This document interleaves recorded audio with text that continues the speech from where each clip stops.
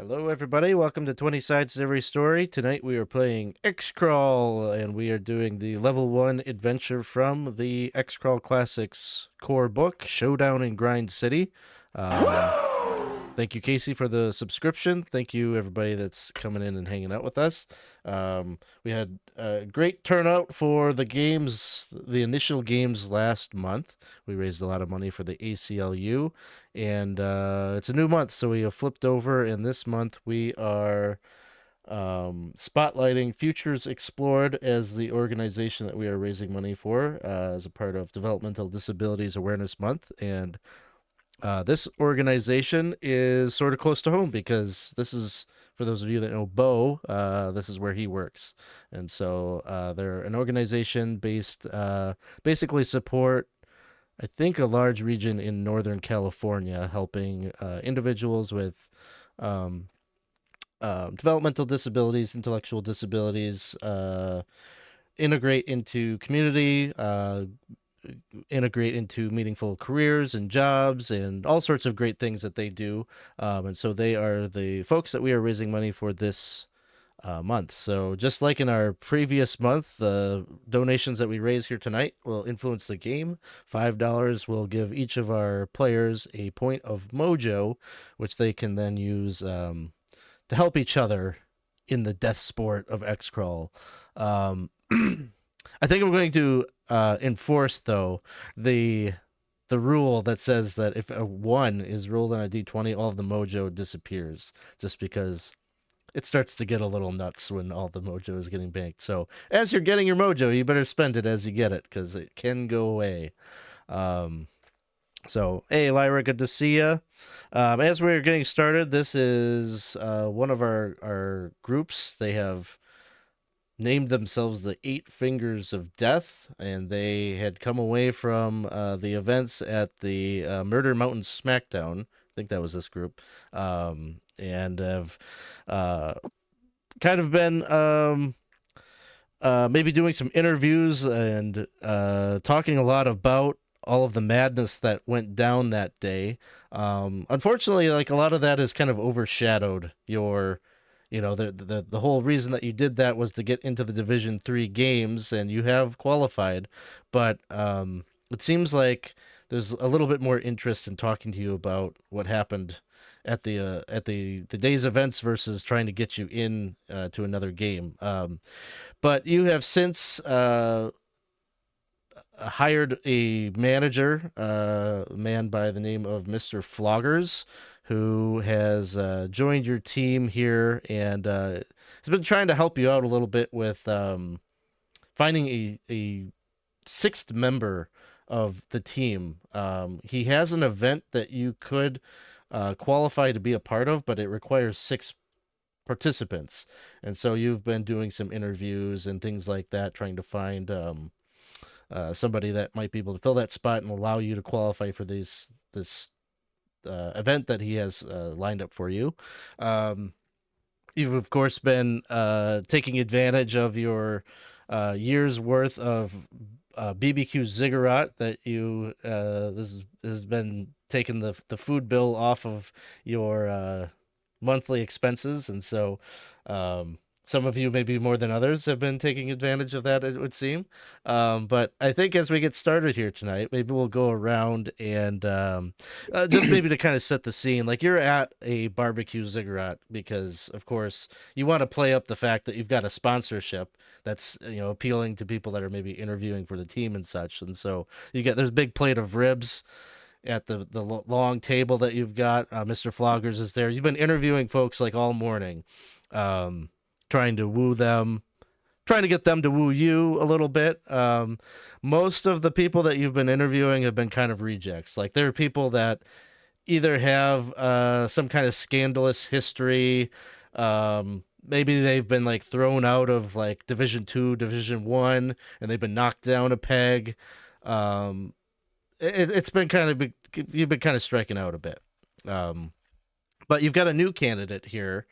And maybe we'll have Mark introduce his character first, just so we can see like who is seated at the table and who are we interviewing. So I'll pass it to you to tell us anything you want to tell us about the character you're bringing.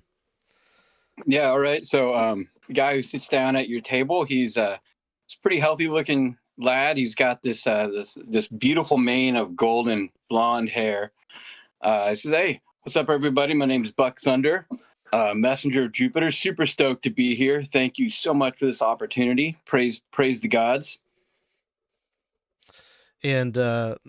Floggers is at the end of the table. This is like the only person that you've interacted with thus far. He was the person that kind of did your phone interview and like told you where to meet and everything like that. And he's um, maybe a little bit older gentleman, near in 60s, salt and pepper hair. He wears a kind of a sweater, cardigan kind of thing. Um, and he just says, well, we're just so thankful that you're here. Your resume, you are a very special candidate. And I know that you've got talents and abilities that you bring to the table that nobody else could. And so we just want to thank you from the bottom of our hearts how thankful we are that you're spending time with us. And please feel free to order anything off the menu, $25 or less. Oh, excellent. So much, Mr. Floggers. Yeah, I really feel like this is where I'm meant to be. You know, Jupiter, praise him. He set me on this path. He set me a vision of what I was meant to be, and I feel like this is right. It just feels right, and yeah, I just can't wait. I can't wait to be a part of this team. Well, I like your enthusiasm. I know the rest of the team here probably has some questions for you as well. Um, and he looks over at Watchdog. And he says, "Well, Watchdog, why don't you get us started with your first question?" Well, thank you. I've one hi. I'm Watchdog. Oh, hey, It's really Watchdog. nice to meet you. Nice to meet you It's too. it's been time that we meet up. Anyway, I have an important question for you. It's make or break for me, and I would like to say maybe the rest of our team. Just so that you know, Watchdog is a hand puppet that seems to be in charge of this clown that's just sitting there like kind of like that the whole time, maybe giving a thumbs up every once in a while. But his mouth isn't moving, but the sound's coming out somehow. Either way, and what we'd all like to know is, do you know how to tell time? I certainly do, Watchdog. I can tell that's very important to you, and you know what? It's important to me too. Oh, good. If you ever have any trouble, I'll be more than happy to help you tell time. Oh, thank you. I think it's Well, time to get into some of these fries. Yeah, thank you so much. These are It's Oh, yeah. delicious. Please set them down over that's a there, and yes the from wings me. are That's over there. it's a yes from me, Both wings are over everybody. there. Yeah. Thank you. well, I'm doing very well, Buck Thunder. I know we're hitting you with the tough questions right away, but I think maybe we'll turn it over to Big Fat Frank Oh, to hear. Yeah. So who do we see, Dustin? You Does see he wear a shirt? he is currently wearing a Okay, shirt, that's but good. it's holding on for dear life. A man of incredible growth approaches you, gets like real close to you, slightly like rubbing a little bit with the belly. It's uncomfortable. All he says to you is, "What do you think about getting bigger and bigger?" And slowly, as he's saying that, is bigger over and over again. He slides forward like a solid, probably pound and a half of brisket, the nice fatty. Some consider the very moist end of the brisket. Bigger, bigger.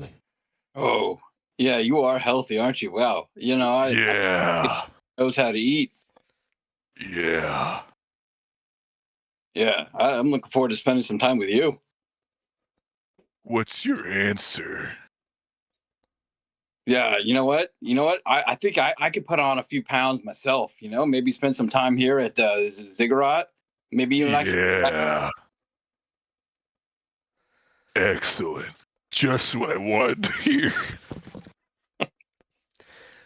We appreciate all shapes and sizes here with the 8 fingers of death. Thank you, Frank. Jenna, I know that you have a very thoughtful and insightful question for Mr. Thunder here. Oh, I hope so. Jenna is a relatively short lady with curly brown hair that usually is tied back in a braid of some kind, and it's usually wearing some form of dinosaur sweater or shirt.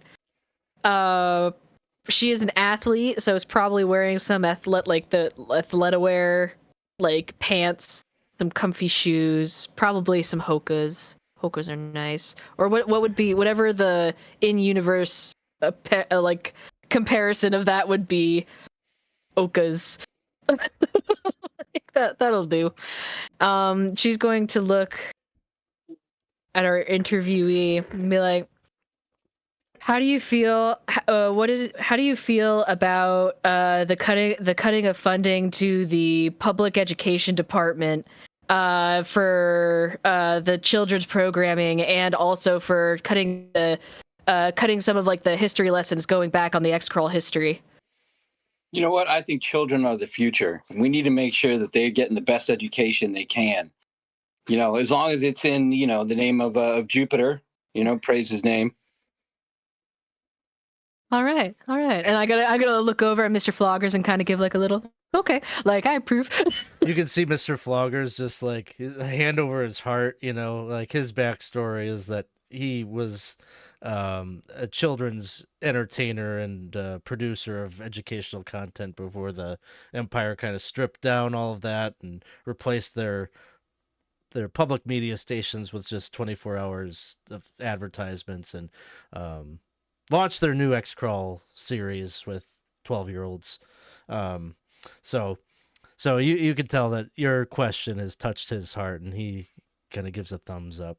And then he moves on and he says, now, just so you realize, we've got 2 big characters here. You don't want to get them confused, but this next question is going to come from this side of the table. Big Sheldon. Hey, that's me. I'm Big Sheldon. You can call me Sheldon if it's confusing, but it was the other place I worked. It was confusing the other way. Anyway, I was going to ask you a joke question, but you seem to be doing really great with all of our jokes, and the 8 fingers of death, to be frank, we're kind of hard up for a 7th member. So just to me, you seem like a great fit. Oh, thank you. And Yeah, I'm No forward to, questions. I love it. I got a lot to offer. I can bring the might of Jupiter himself to us, and I'll be there to support you guys when you need it, to raise you up when you've been knocked down. Are you talking about magic spells? Just the power of Jupiter himself, the power of the gods. Time is no He liked our joke. jokes, right? He liked the dog puppet. Yeah, Yeah, we gotta go for him. He This is didn't not say a no to the joke. dog. Watchdog's pretty great. See? He likes Watchdog. well, that's a qualification all of its own. So we'll put a plus down for you there. Bashful, don't be shy. What is your question? I just gotta ask where you stand on the Jupiter versus Zeus, Hades versus Pluto thing. It's just you're saying Jupiter a lot, and I'm just curious. Oh, that's how he revealed himself to me, was as Jupiter. But Oh. the gods have many faces and many facets. If you want to call him Zeus, I think that's great. As long we have faith in the same gods. Is It all that goes the back. only way he revealed himself to you? Oh yeah, yeah. Is He revealed just himself as to me Zeus? as Jupiter. Yeah, I Oh, was. go, Jupiter. Yeah. Hey, I mean, My bad. how did he do it? How did he reveal himself? Because I know with like nymphs and stuff, sometimes he's like a cow, sometimes he's like a dove. Like, how did he do it with you? Well, That's what I'm asking is like Did you guys do it? Oh Yeah, no, 'cause he usually Oh. does it no. with the See, I'm guy. like a descendant of Jupiter. I was on track to be this amazing a college track star. And then one day, javelin right to the knee. Just ended my career. No more track, no more sports. But as I was lying there crying in pain, suddenly I saw this flash in the sky, this bolt of lightning out of the clear blue. And then I had this vision, Jupiter descending from the sky. And that's when he told me I was his descendant and it was my destiny to go to X Crawl and spread the word of the gods. Bring Jupiter to the people. He's not just a god for the elites, for the nobles, for Emperor Ronald. Jupiter is a god for all of us, for all true Americans. Well, thank That you all very checks out. much, Mr. Thunder. I mean, this is the first descendant of a god that we've interviewed, so I'd say you're doing quite well. I'd like to Awesome. offer you this drink token for any 12-ounce beer that you could get at the bar. Maybe you could go and grab yourself a refreshment. We'll confer here at the table and let you know in Yeah. maybe 10 minutes or so. I'll be right back. And as you head up to the bar, Mr. Floggers just kind of leans in. Well, gang, what do we think? I Well, think he seems like as a class act. I like this one. He seems a little more willing to work with the group compared to Ratman earlier. So I'm very much down for Mr. Thunder. So long as he's A better than lot of good Skinny employee Pete. discounts. You hated Skinny Pete. Yeah. You and him were not gonna get along. Yeah, I think he's made a really good first impression on anyone, and he seems like a real team player. So I'm down to have him along. I mean, he can go Greek or Roman, and he didn't do it with Zeus, so I'm with it. Yeah, he's like one of the Hercules ones. Yeah, Yeah, that's impressive. cool. Well, one of the only people I've ever that had a met that I had an interaction with is Jupiter or Zeus, and That's how it I wasn't understand it. that way. Yeah, no, absolutely. Well, what do you think there, Watchdog? He answered my question in a timely manner, and that's what matters to me. Time. And he knew how to tell time. I like that. Yes, I think it's time for us to decide. And I say yes. Well, I think it's unanimous then. Should I deliver the good news? Yeah. So Mr. Floggers will approach the bar and try to seek out Mr. Thunder. And he'll just tap you on the shoulder there. And he says, Mr. Floggers, I think we've got, or I'm sorry, Mr. Thunder, I feel like we've got an answer for you. Yeah. It's a beautiful day in this empire, a beautiful day for a crawler. Will you be ours? Could Yes. you be ours? Well, excellent. I'm so glad to Yeah. hear it. And can I just say that I'm a huge fan of yours? Oh, did you watch my show back when you were a young child? Back when I was a wee child. Did you ever watch the Puppet Man over there? He's new to me, but I'll check his show out too. I'm sure it's great. He insists that we worked at the same station, but I feel like maybe he was on at like the 1 a.m. slot or something, and we just never crossed paths in the studio. But well, I'm honored. We were happy to have you amongst the 8 Fingers of Death. I think now that you're a member of the team, we could splurge and have you share a rack of ribs or something. So why don't you join us over at the table? And so as you gather up, Mr. Flogger says, okay, so we're in agreement. We're all together now. I'd like to tell you a little bit about where we're headed next week. We're going to be going to the Memphis Crawl. And from what I'm hearing, this is going to be a pretty big event. The DJ, Julie Klugman, a.k.a. DJ Cudgel Up, the rumor is that this is going to be her last crawl. And she is a very prestigious DJ, and so this is a big get for us. Not only that, but we have to discuss a couple of sponsorship deals that we have just had come in. I don't know if you guys want another food sponsorship, but I do have an offer here from Wild Burger that we could look at, but I think it would discredit the. I don't think they're gonna want an exclusive on that. So, we also and this one really is really close and dear to my heart, but the Imperial Literacy Council has reached out, and I don't know if it has anything to do with a number of educators here on the team, but they have reached out and said that they would like to have us consider sponsoring them. But then we also got a third one here from the Morrison Motorcycles. They're willing to throw in some touring motorcycle plus helmets and jackets with their logo. But Oh, well, that sounds interesting. I do like having the Literacy Foundation as well. And a motorcycle.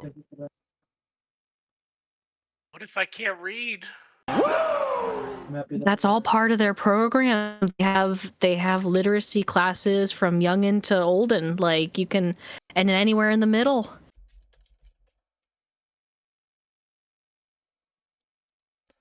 Honestly, the burger sounds wonderful to me. But what Our about coupon's about to expire. We need more. well, if you're getting sick of ribs, I guess the same deal. They're willing to give you free burgers for a year and a day.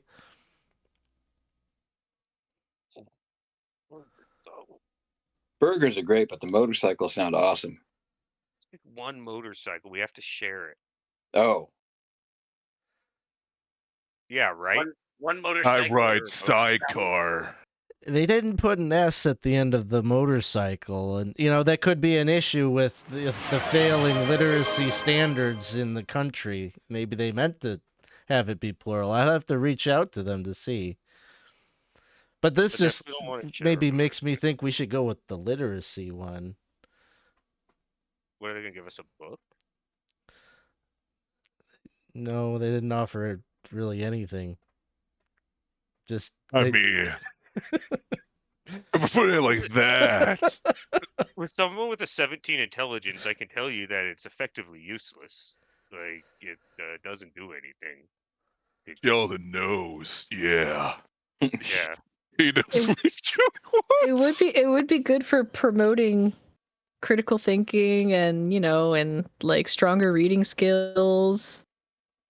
It's time. Yeah. And time and how to read.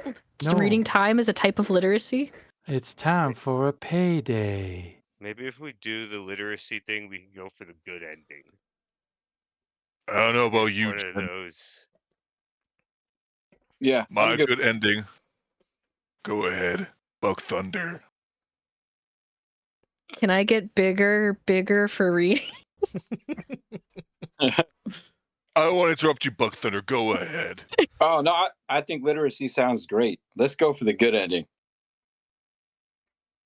What?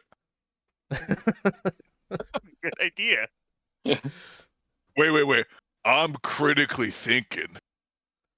Burgers are pretty great, eh? Think about it. More burgers, more free stuff.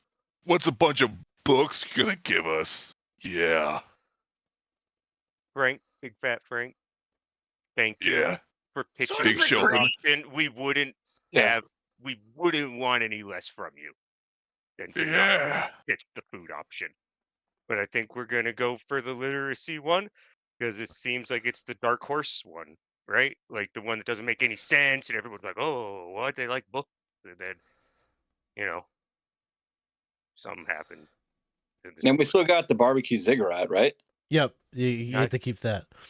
Oh, For a awesome. little while, for a year, right? So how much longer do we have left on that? We'll say it's been like 6 weeks since. Oh, we got plenty of time. We're not worried about eating anytime soon. Time is a valuable thing. Just as long as I get paid. Yeah, let's do the book one. It's gonna come out of left field. They're all gonna be like, "Oh, those guys like book? What's going on?" And who knows? Maybe if they spot any cool like magic book stuff, like maybe they'll point it in our direction too. Who knows? Point. I just want to say thank you to Lyra for the $10 donation to support Futures Explored. So each of you players gets 2 mojo. Start things off here. So it sounds like the group is mostly in agreement that you're going to go with the Imperial Literacy Council. And so For you no other reason other than it's just totally ridiculous, and there's no benefit at all to it. well, there is That's- a benefit. It's just not tangible. So each of you, so no matter what the sponsor here that you chose, you would have gotten +1 fame and +1 wealth. So you can mark that down.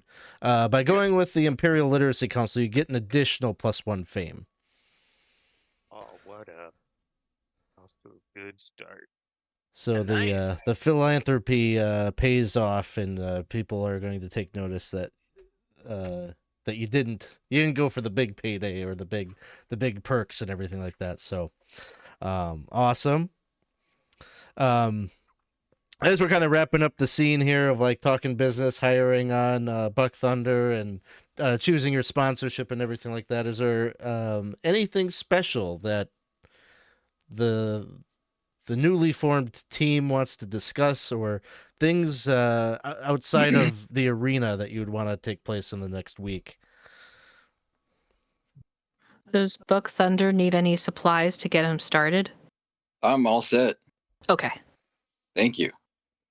I just want to let everyone know that I know when I'm talking, most of you are looking at this bozo behind me. He is not in charge. I'm the one in charge. I'm the one that makes decisions. So, I think it's about time you give me some respect and only look at me when talking. I would appreciate that. I think Bashel's gonna reach out to shake his hand on that, and then realize that his hand is the puppet, and then just turn red. I go over and I lick your face. You got it, Watchdog. Good. I'm the one calling the shots.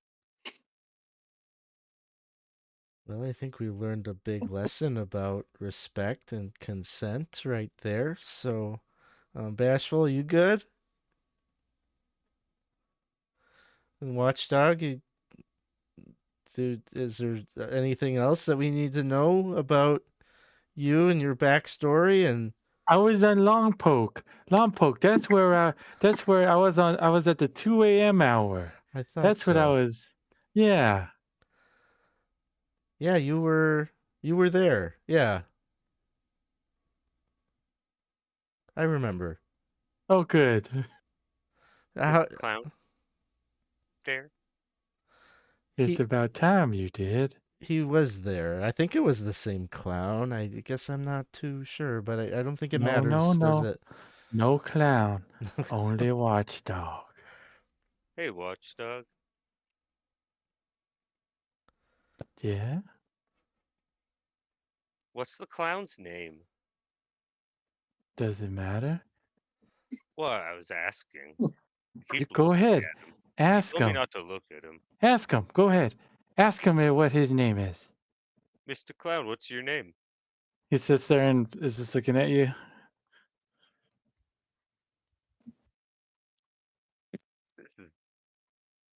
I'm glad we're doing. I'm glad. I'm glad. See? Watchdog, thank you. Yeah, this is great. Yeah. Thank you. I was This is trying to great. save us all This is great. time. Thank you. Well, we're all feeling things right now, so maybe we'll just I'll get the check and we'll we'll get going.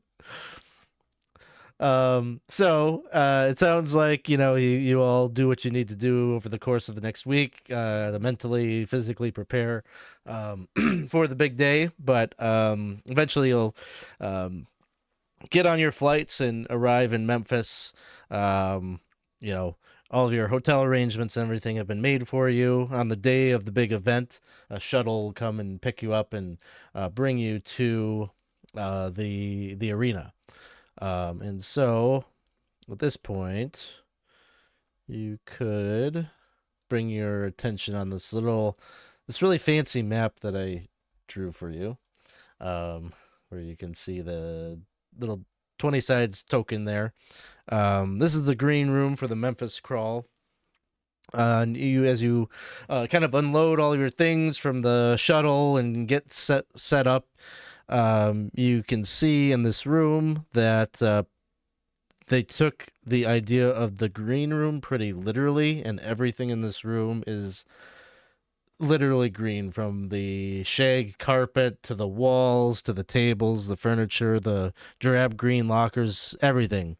Fortunately, the craft service table has neat rows of actual sandwiches and coffee and things like that have not been dyed green or anything. They didn't take it that far, but there's a huge AVS screen on the south wall that is currently showing highlights from last year's Memphis Crawl season. You can see crawlers that you recognize and know from TV, fighting, killing, and dying in the dungeon design from the previous year. The door on the south wall is obviously the door to the dungeon. The light over it is currently red, signifying that the event has yet to begin. And there is a referee that stands next to the door in his traditional black and white striped shirt, baseball hat, and shoulder holster. There's a cameraman and a boom mic operator that turn and focus their equipment on you as you are making your way into the room and getting settled. A harried-looking woman with a headset and mic and a clipboard, seems like maybe some kind of a stage producer or a producer of such, is kind of taking notes, like she's calling all your names, make sure you're all present and things like that, and she's just kind of scrambling around, talking to the camera people and things like that as you're arriving. Current time, we'll say it's about 2:30 or so. You know that this event is scheduled to start at 3 p.m. sharp. Yep. Bathrooms to the west. Other than that, it just seems like you're kind of in wait. Is there anything that any of you are doing or conversing about as you're waiting for the big event to start? Probably be just checking on my gear, making sure everything's kind of like set, like making sure everything's kind of like accessible from the backpack, like everything. I got some new armor, so I'm like making sure that's put on all correctly and everything. But yeah, otherwise just kind of like getting in the zone. Awesome. I'm praying to Jupiter. Yeah. Well, I know we've been practicing and everything, but I think it would be the best time to tell us all each other maybe what our specialties are, so that we can hit this thing running.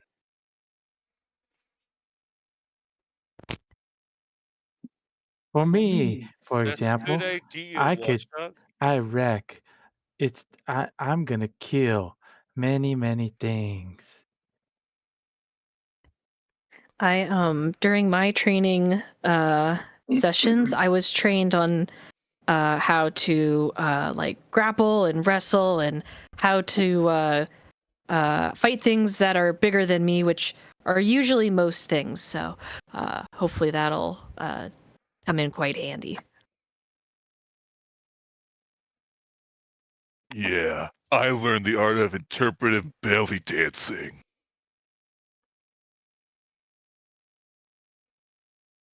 It'll come in handy. That's awesome, Yeah. Frank. And my mic work is impeccable. I think Maxwell's gonna take his shield and he's gonna like knock a bunch of lockers over with it and be like, "Look what I learned." And I'm here to be your primary healer. I can lay on hands, I can offer blessings, and I can also turn the unholy. Ooh. Yeah. I was a criminal before, and I'm still a criminal now. I can do a bunch of thief skills, if you know what that means. But also I can break the law, kind of like an outlaw. Rad. Yeah. That's Rad. that's punk. That's what I'm That's going for. criminal. And as Criminal, he's that's talking about all hungry. this Give my crime, ID. the TV lights up and the national anthem of the North American Empire is blaring through the room.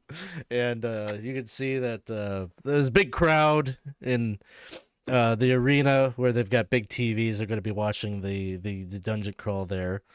Big sustained applause, patriotic cheer after the singer impressively lingers on that last note. But then the announcer addresses the audience. Ladies and gentlemen, it is my great pleasure to introduce tonight's dungeon judge. She is the most lethal DJ in all of Division 3 with more than 300 lifetime kills. Returning for her 20th year of Dungeon Mayhem, please give a warm Memphis welcome to DJ Cudgel Up. And her clip plays. We see a group of adventurers sneaking down a hallway. The last in line gets sucked into some kind of trap in the ceiling. Their companions do not notice and keep marching. A member of the Cudgel Up dance squad in close quarters fights with a cleric of Juno. Flash to another scene. A goblin bites the cleric's ear off and spits it at the camera. A blaster's spell duel with a kobold warlock. The kobold gets the upper hand and the blaster's hands explode in a cloud of gore.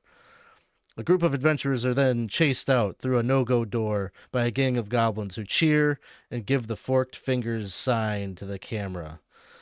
The view then changes to DJ Cudgel Up, taking stage to a standing ovation. She raises her hand for silence and eventually comes, and she says, thank you all so much. What a crowd we have here tonight. Thank you for joining me for the kickoff of the 20th running Memphis Crawl. We have a fantastic dungeon in store for you that I think is going to keep you on the edge of your seat. But before we begin, I have an announcement. It's been an amazing ride, but I'm afraid it's time for me to pass the torch of Memphis Crawl to another DJ. This will be my last year judging dungeon events. After this season, I am going to retire.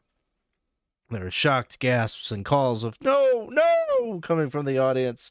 Cudgel Up smiles sadly. Thank you for that. Trust me, it's just time.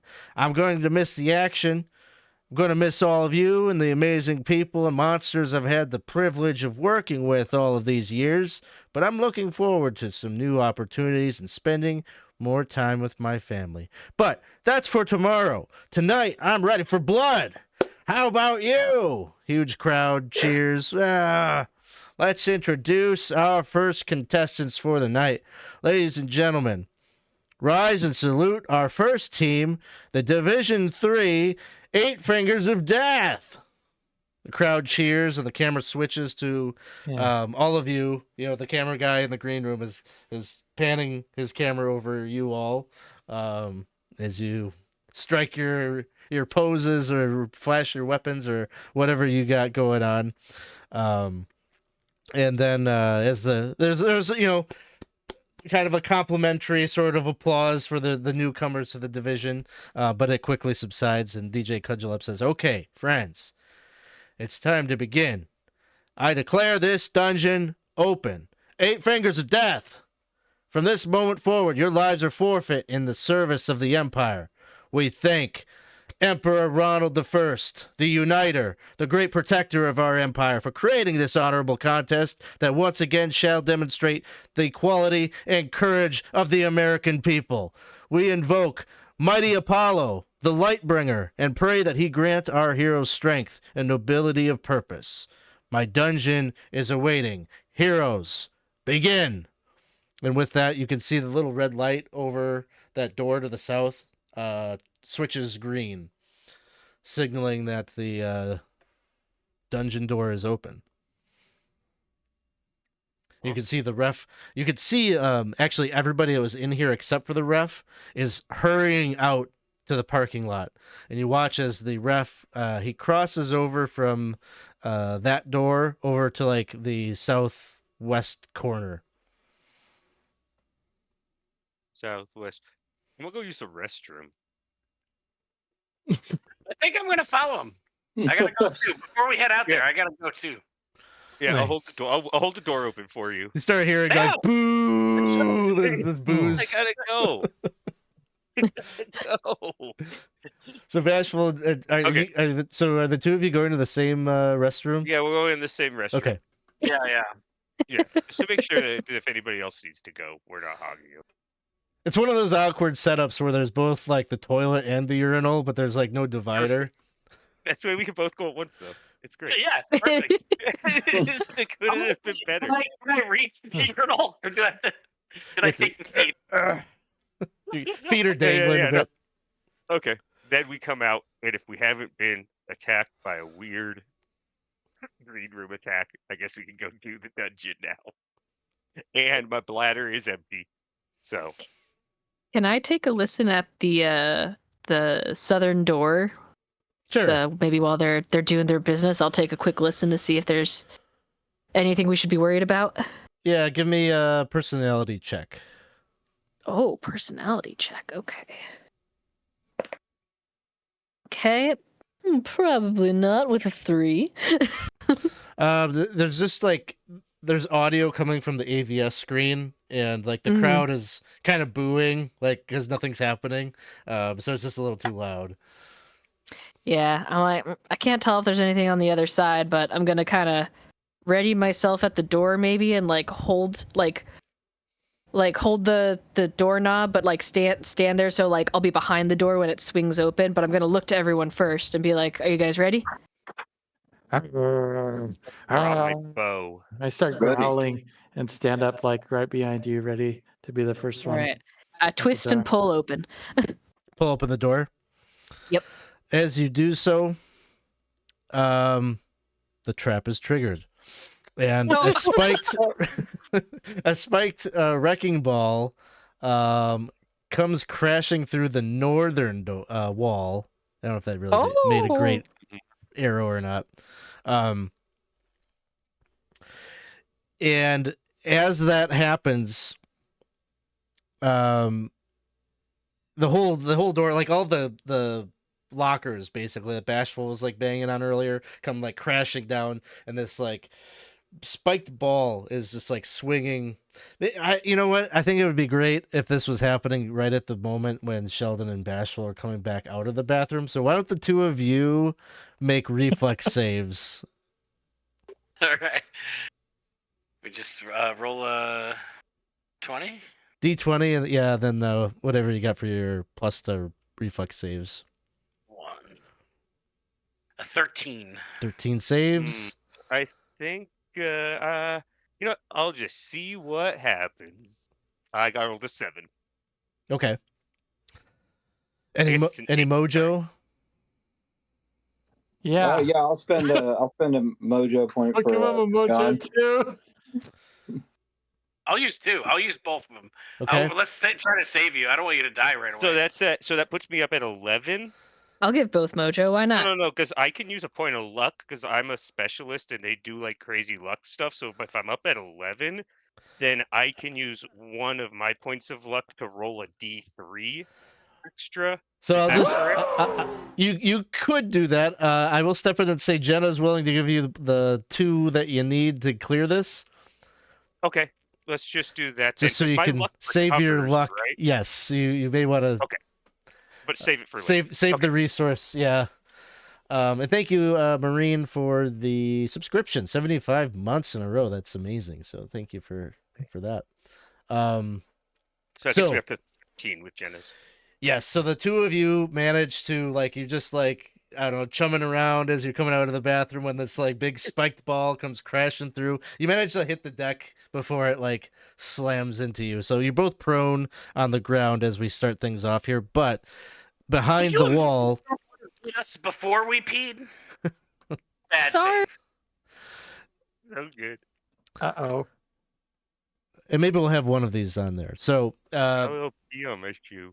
there's a goblin in a kind of a skimpy dance outfit that's swinging in on the spiked ball, and then there are 2 additional cudgel up dancers that are doing some acrobatics and twirling about. They're all holding up kind of these batons that are lit up, and they come flying into the scene here. And so we're gonna go ahead and roll initiative.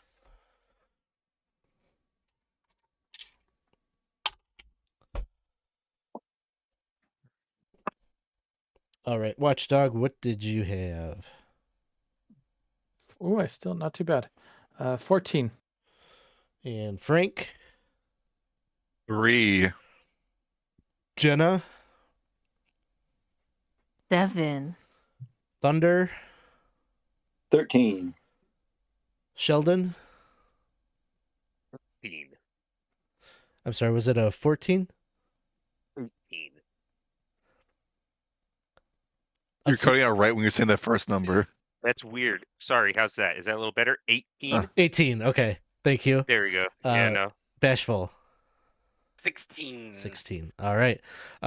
So Sheldon, we'll start things off with you, then Bashful, then Watchdog, Thunder, Jenna, Goblins, and Frank.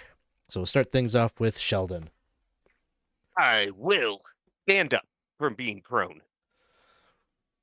I will take out my bow and shoot a goblin. Is all those things possible? Yes.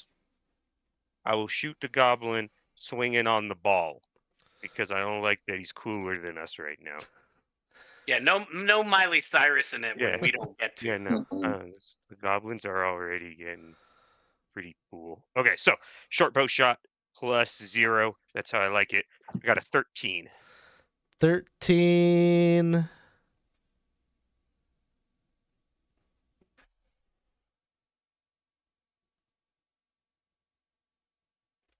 Am I blind? I'm going to say yes. I feel like they didn't print the AC on this stat block. Yeah, it hits. Yeah, I just wanted, yeah. Okay. Goblin work? D6 damage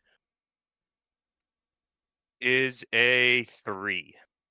3 points. Okay. It is still up. Perfect. That should be my turn.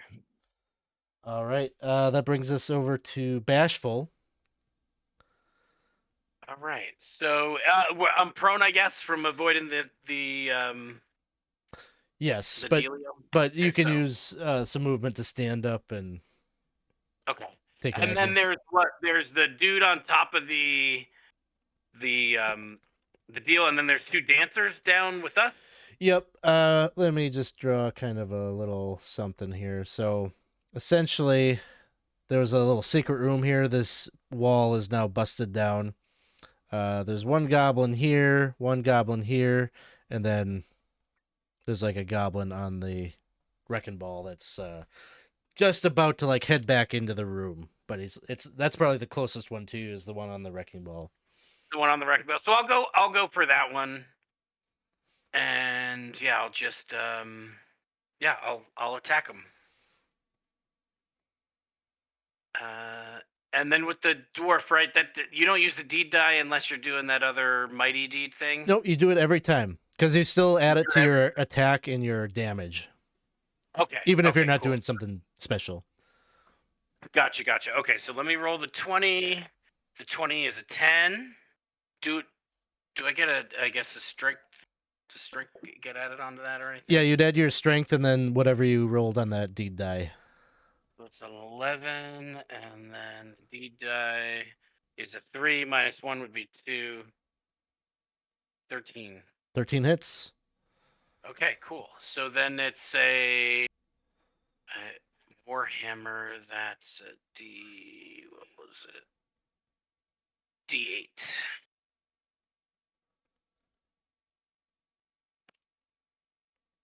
Three. And then would I be able to bash him with my shield also then? Yeah. Go ahead. Yeah. And then If that was- you keep the deed die, like the deed die that you rolled for the first attack, just stays the same, and Okay. you use it on this attack as well. Okay, so that was a 2, and then I just re-roll the 20 again. On the shield bash, it's a D16, but you could D16? roll the 20 if you don't have one. Okay. So a 5 plus the 2 is a 7. Okay. That one will miss, but it's okay because your first attack killed it. But I just figured we'd go through the shield bash so you can see how it works. But you clock him over the head and he falls off the wrecking ball, which just goes sailing back into the room and is going to be like continually, like, just because of its own momentum, be swinging there, but isn't really a true hazard as long as you're being careful.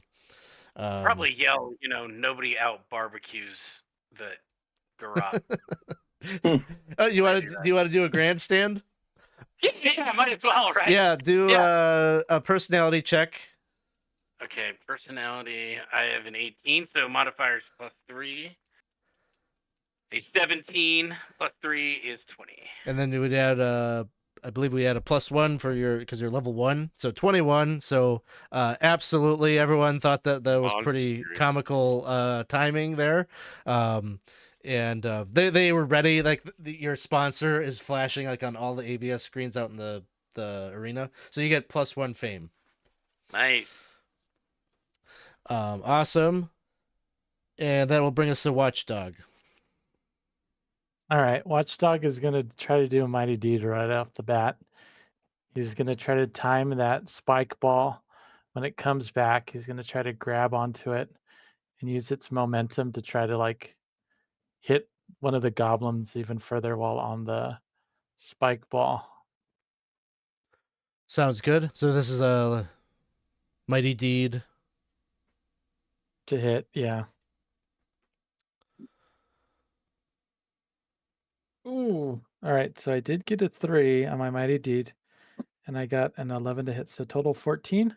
Okay, that hits. What was your intended effect? You just want to do a little more damage? Yeah, I want to do a little bit more damage while I'm using I jump on the thing, so I'm like, yeah, I'm using it to go through and Okay. We'll say an extra D4 of damage. Oh yeah. Okay, I'll take that.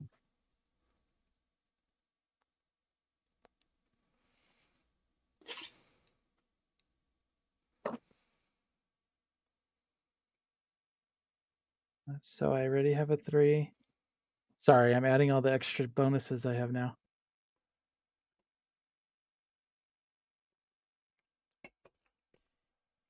So that would be 15 damage total. So you just crush you the extra momentum, it was already sailing back there, but you just managed to kind of direct the angle right towards one of them. It goes flattened towards the back wall, and then you smack it with your weapon. Just instantly dead. I'm gonna give that a howl. I'm gonna try to grandstand as well with a. I think with that, the other one just throws its hands up and is like,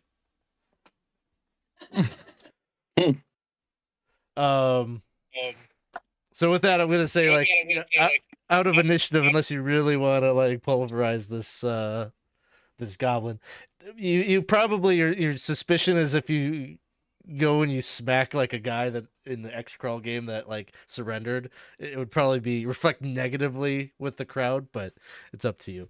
So what would you guys like to do? Let him go. Yeah. I'd let him go. Yeah. Go with God, little man. Go I'd like to Pulsio. ask him something. Yeah. You must have hung out with other participants, yeah. Perhaps you might give us some insight if you know what's good for you. And it's get really uncomfortably close with my belly. If you know what's best. Maybe a little hint or two might keep us, from doing something too terrible. Yeah. He just like he goes over to like the craft service table and like writes something on a scrap of paper and like hands it to you before he starts running for the door out to the parking lot. I hope it's good. I'll look at it. It says something is bugging the fool. Oh, that's cryptic enough that it might actually be useful. Something is bugging the fool, like a bug, like a spider, or like a listening Someone's device. annoyed. Ooh. Upset about something. Oh, so is the green room door open? Like It when is the trap open. I guess we And- want to look out there and see what's Mhm. out there. but Before we do, I'm sorry. I was Go just ahead. gonna ask before we do those batons. There anything on them that we could take or worth taking? you or could no? take them. They're like clubs, D4 damage. Okay. All right. Well, Watchdog will go over there and lap up some blood and wipe it on the clown's face. And be like, "It's time for more blood," and then he'll. That's it. This is a The grandstand. sponsors like that. Yeah. Do a Yeah. grandstand.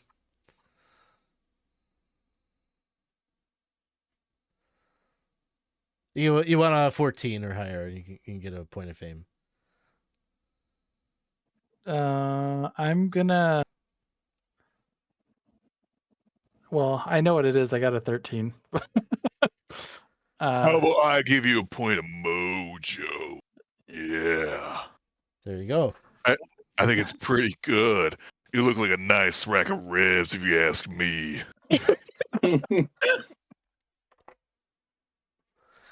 Yummy. When we get back, I'll give you all my barbecue sauce. How about a lot more than that? So, in the corridor, you can see that the hallway is just lined with AVS screens that are showing all of the sponsors. You can see the Imperial Literacy Council on there.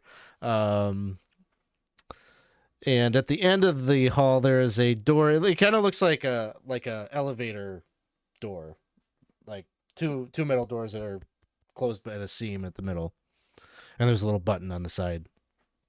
We don't think this one might be trapped too, do we? Oh, I'm sure it is. I'm reading this useful information I've got here, and I have something called Find Trap. Yes, I'm gonna try Oh, to use the skill Find Trap 100%. on door and Yes. see if I find a trap. It was a good time to look at your character sheet. Yep.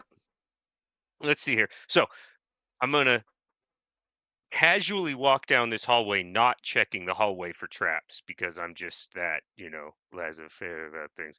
Up to the elevator doors, and I will check the doors for traps.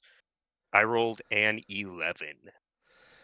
And you get to add your intelligence modifier and then the find trap skill. Okay, so if I add the intelligence modifier, it is a 13. Okay.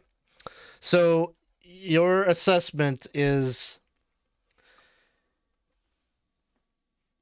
you don't know what that button does, but you suspect you don't need to press it in order to get into these doors. Like if you just wedge your dagger in between the doors, you could open those up.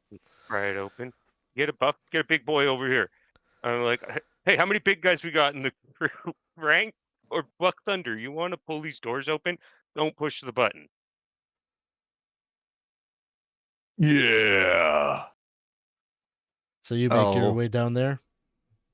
If you need a Well over. crowbar, I got a crowbar. And don't Well, I have a worry. crowbar. I have a crowbar too, but you know. Yeah, I also got a crowbar. And I like reach into the vacuum that is me and pull out a crowbar and be like, let's pry this bad boy open. Just imagine there's like 4 of you with crowbars out, like, Yeah, we yo, all have and everybody's just crowbars. like, no I know. problem. I have a crowbar. Opens up this door.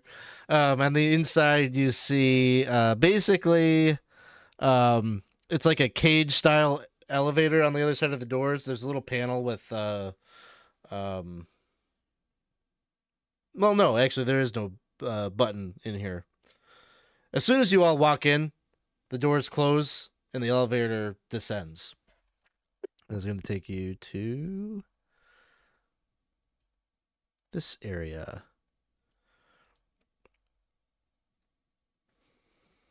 The doors open and reveal this next area. So this is a ramp right in front of you. So this leads down, and this is basically like a drop of about 10 feet from the top there. And you can see immediately to the south there are 2 doors down there. They're both painted with relief carvings upon them. This one right here, the one closest to you, has a lady hiding behind a fan, like a I don't know, a wind fan, and the other door has a tiger ready to pounce. To the north, you see a no-go door, so if you're too stressed out or you want to quit, you could always go through there. You'd be disqualified, but there you go. And then on the east wall here, or sorry, I guess it'd be the west wall, there is it looks like a tunnel, like a cylinder, almost like a sewer pipe kind of thing. And all around the room there are displays of advertisements and things like that, but your most immediate attention is drawn to the floor. There are 6 giant ants, each of which has been equipped with an armored vest and a Roman-style boar bristle helmet. The creatures have their gaze fixed upon you as the elevator doors open. I think just for expediency, we'll just resume. I'll roll for the ants, but we'll resume because we didn't complete that previous initiative order, so we'll just reuse that. Okay. And we'll put the ants in here.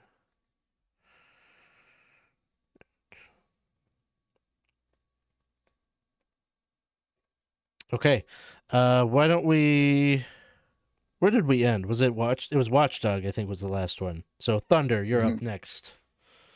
Who's next in the initiative order after me? After I you, think it's me? Jenna, and then Okay, Frank. I want to perform a holy act. I want to do a blessing on Jenna.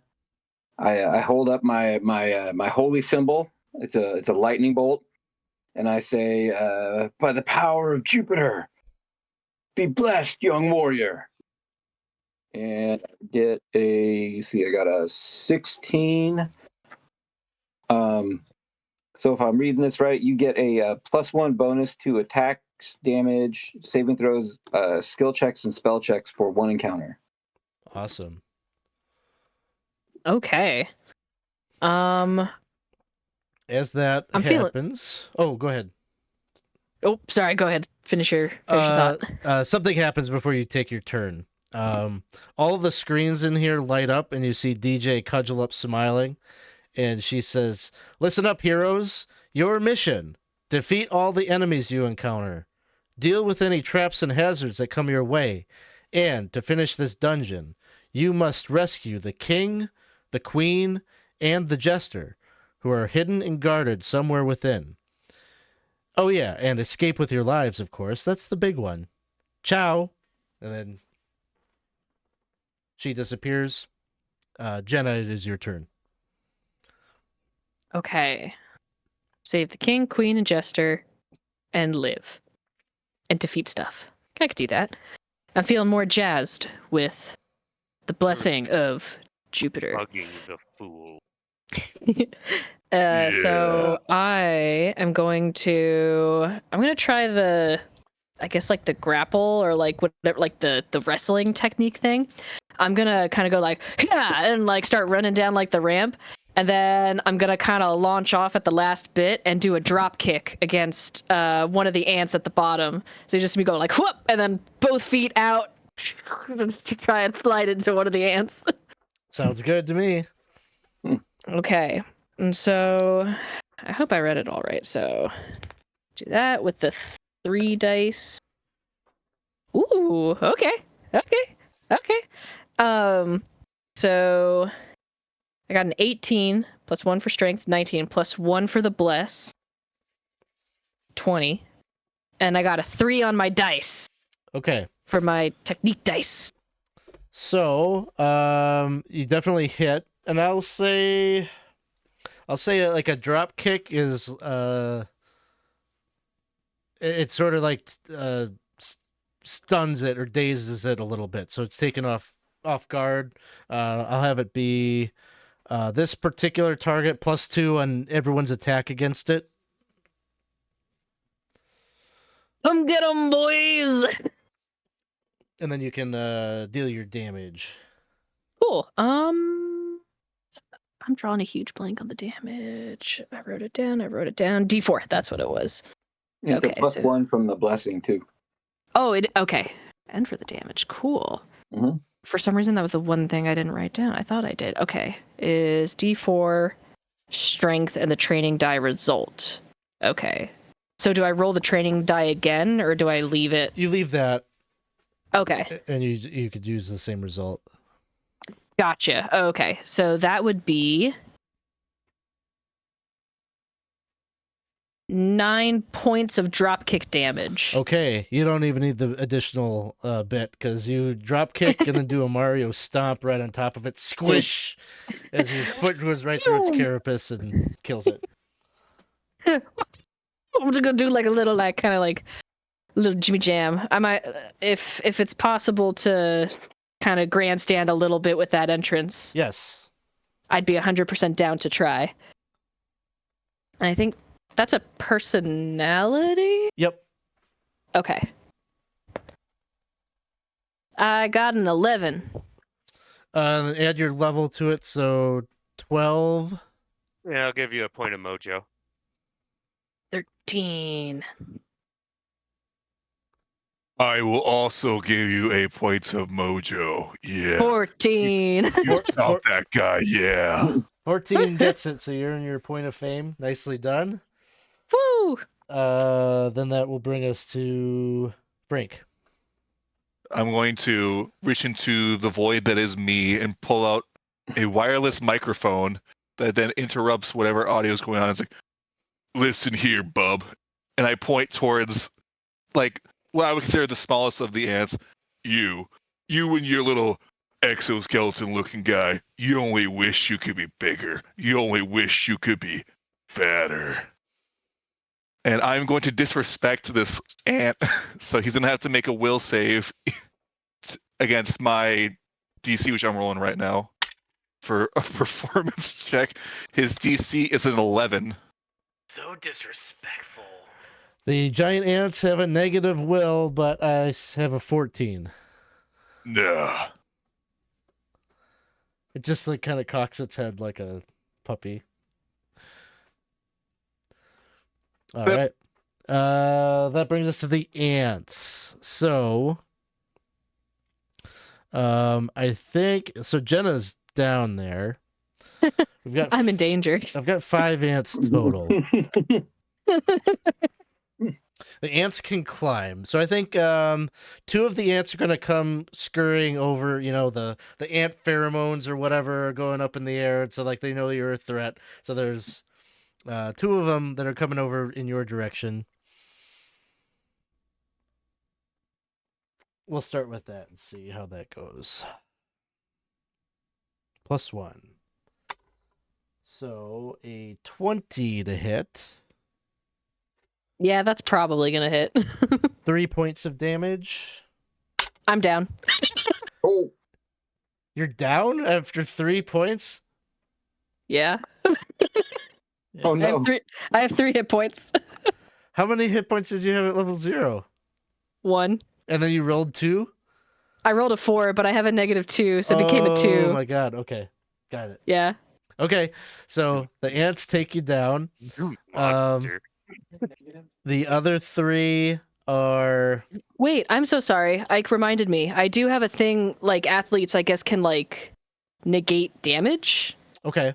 to a degree. So like it goes by your level, so I can negate it by 1, which would put me at 1. So I could still survive. Maybe. Perfect. Perfect. You're so athletic. I'm so athletic. I stay on the ground. The other 3, one of them will attack Big Frank. Yeah. 15 to hit. Misses. Another one. One is going at Sheldon. 12 to hit. I have a 12 armor class. Hits you for 2 points of damage. Okay. And then the other one, it's the clown. I mean, the clown is just, it's looking at the clown. It's going to go and attack. Yeah. Get some. A 12 to hit. You're gonna need to do better than that. It's Sheldon's turn. Okay. Eesh. How far back into the elevator are the like have we moved out into the room at all, or are we all packed back into the elevator? I'm just imagining you guys have like kind of started to spread out a little bit. There's, a couple of ants maybe hanging out on the wall here attacking. Okay, I want to go back to the elevator. Okay. I'm not a guy who wants to get hit by ants. And then I want to shoot my bow at the ant that was made easier to hit. Oh, that one went down already. I Then I will failed it. shoot an ant at the closest one to me. Let's see here. Got, and make sure I'm not missing anything. Got an 11. Is there any mojo left out there? Yeah, I've got a point. I'll spend it. You can have my mojo. I have one more. I have my last one. That's gonna give me a 13. Trying to see, like, there's nothing else. No, because I'm 0 and everything. Yeah. So 13 hit. Would you like to burn a point of luck? Sure. Now it hits. Oh, what? Now I can roll. I got +3 because I'm magic. Um. So that hits. That I hits. will roll a d6. I got a 2. So I do 2 points of damage. It all counts. It all adds up. Let me burn my luck Now point. you're the specialist. So Specialist. if let me see here. You have a backstab ability, right? Yes, I do. So when you backed up into the elevator, if you want to give me a like a hide and shadows check. Yeah, kind of what I was trying to do, but I didn't know how many things in a round. I didn't want to try to like stack up too much stuff. Yeah, give me a hide and shadows check. That is a 19 modified. Okay. So I'm going to say you'll get your backstab on this. So basically, Then I wouldn't have needed any of the mojo or the luck point pretty much because I took 2 points of mojo plus a luck and my backstab's +3. Okay. So reverse all that mojo. Basically what that means is this attack gets to count as a critical hit. Nice. So, Okay. what's your crit die and crit table? So my crit die is D8, and my crit table is 2.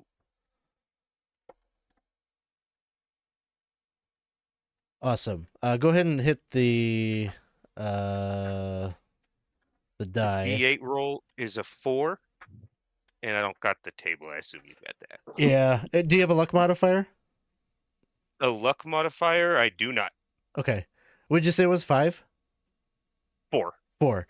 Blow to the chest staggers the foe. You get to make an immediate second attack. Oh, here we go. I rolled a 20. Awesome. So second verse, same as the first. Critical again, I assume, or do I have to? I'm just gonna count the first one as the critical, so you get you get your damage twice essentially because you hit twice. Perfect. Okay. Then damage is 5 on the second one. Perfect, and that takes this one down. So 4 ants left. And thank you to Marine, just did a $50 donation to support Futures Explored. Thank you very much for making that donation and supporting our charity for the month. So, what is that, 10 mojo per? So, that's going to be a big Thank help you here very in this much. encounter. We have to Oh, use yeah. it now. Thank you. Use it now before we Mash lose some it. Yeah. Thank you. Thank you, Mark. So that brings us to Bashful. Oh, and he might have stepped away for a second. Let's go to Watchdog for momentarily. Yeah. We'll switch. Time to help out our friend Jenna. Can I move down the ramp and try to assist her? Mm-hmm. Okay. Yeah, go ahead. I'm gonna move down the ramp, and I'm going to try to jump off the wall a bit and try to punch or hit them with my axe. I'm doing another mighty deed because, yeah, trying to put more force behind my hit. Sounds good.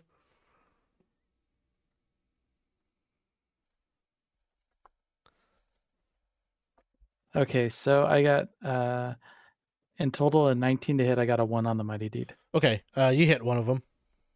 Okay, so I am going to bring that down.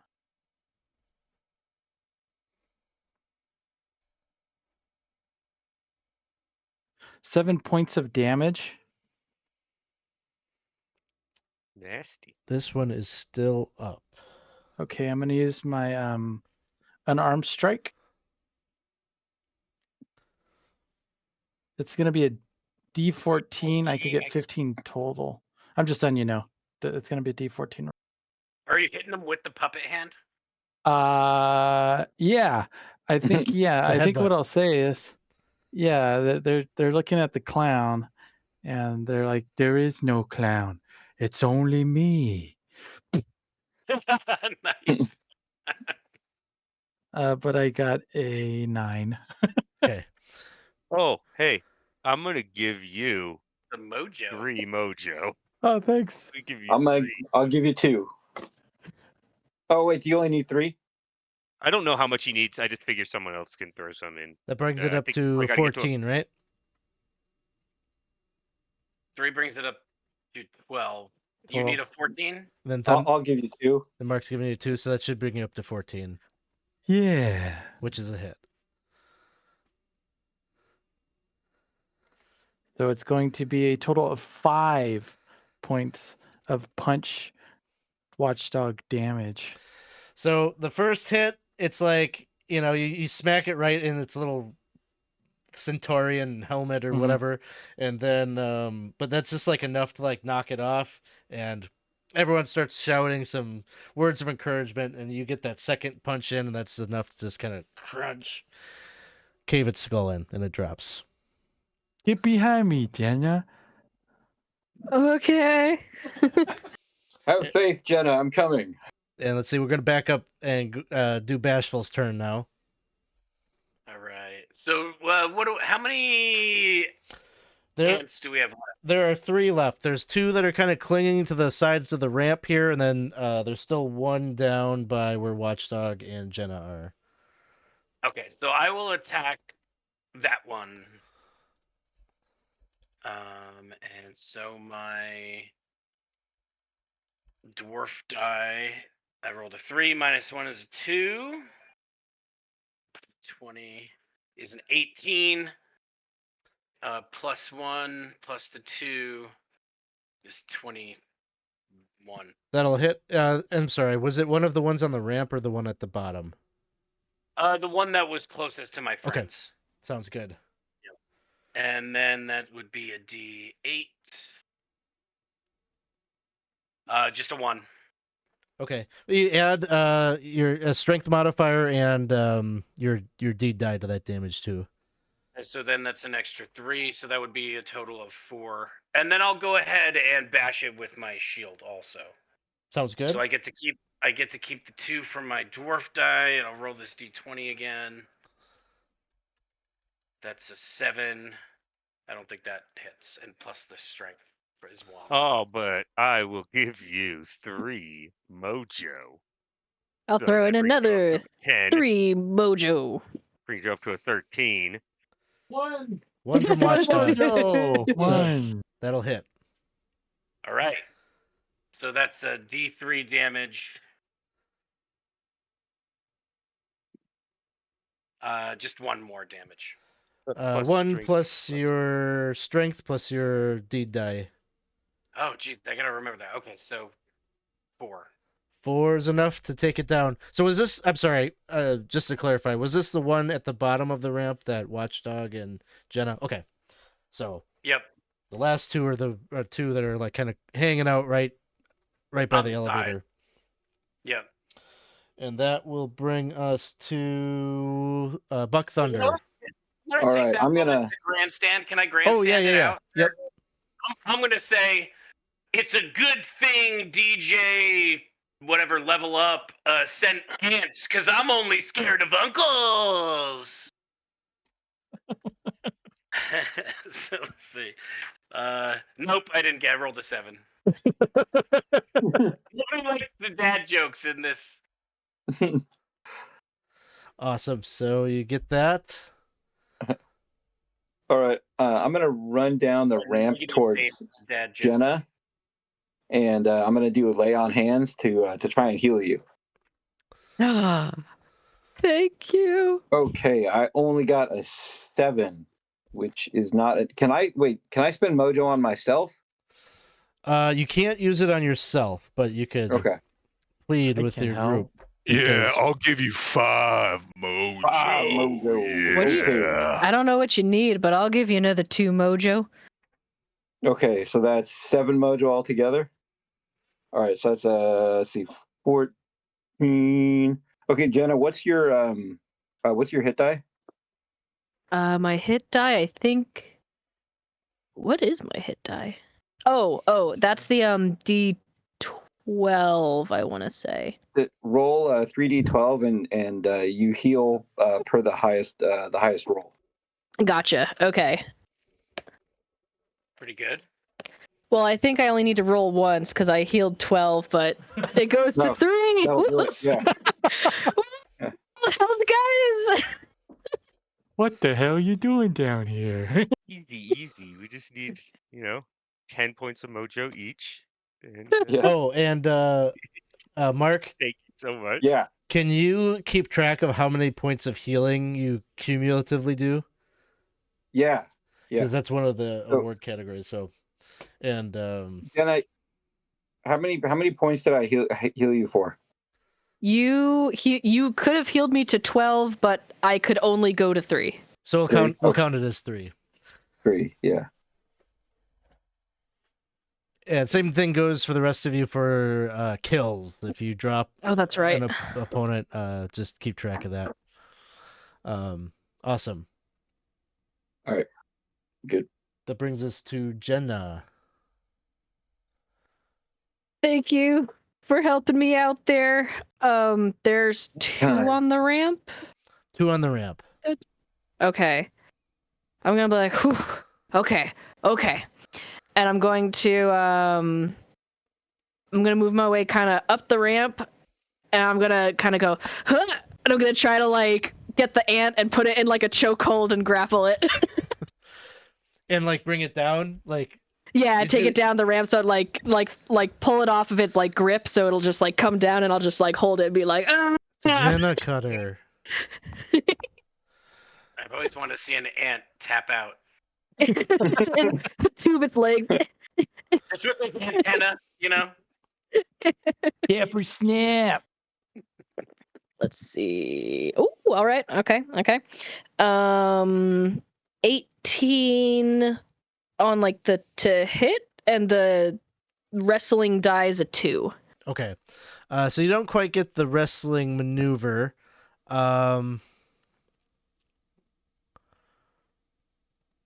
Give me a quick reflex save. Reflex save. Hey, Okay. Jenna, you're still blessed, by the way, so you still have that +1. I did add that one Okay. because I did remember that one. Yeah. Thank and you it for applies checking, to though. Saves too. Oh, that's good to know. Okay. So that is a dirty 20. Okay. I was gonna say there was like if you didn't clear a 10, like you would have taken a little damage from the fall. It's a kind of a Mhm. big drop. But Yeah. you managed to kind of like tuck and roll. And you deal your normal damage to this ant. Okay, cool. So that would be that, and not that because I didn't do the maneuver. So that is 5 points of athletic damage. All right. You hit this ant as you drop down, but you just didn't quite get a hold of it, and so it's still clinging to the wall there. And then that brings us to Big Boy Frank. I pull up my microphone once again, and the one that got cuttered and say, "Yeah, you're nothing more than a jobber. Disrespect.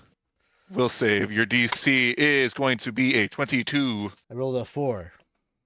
He is utterly disrespected. Whoa. He is a -2 to all attack rolls, all damage rolls, all will saves, and all checks.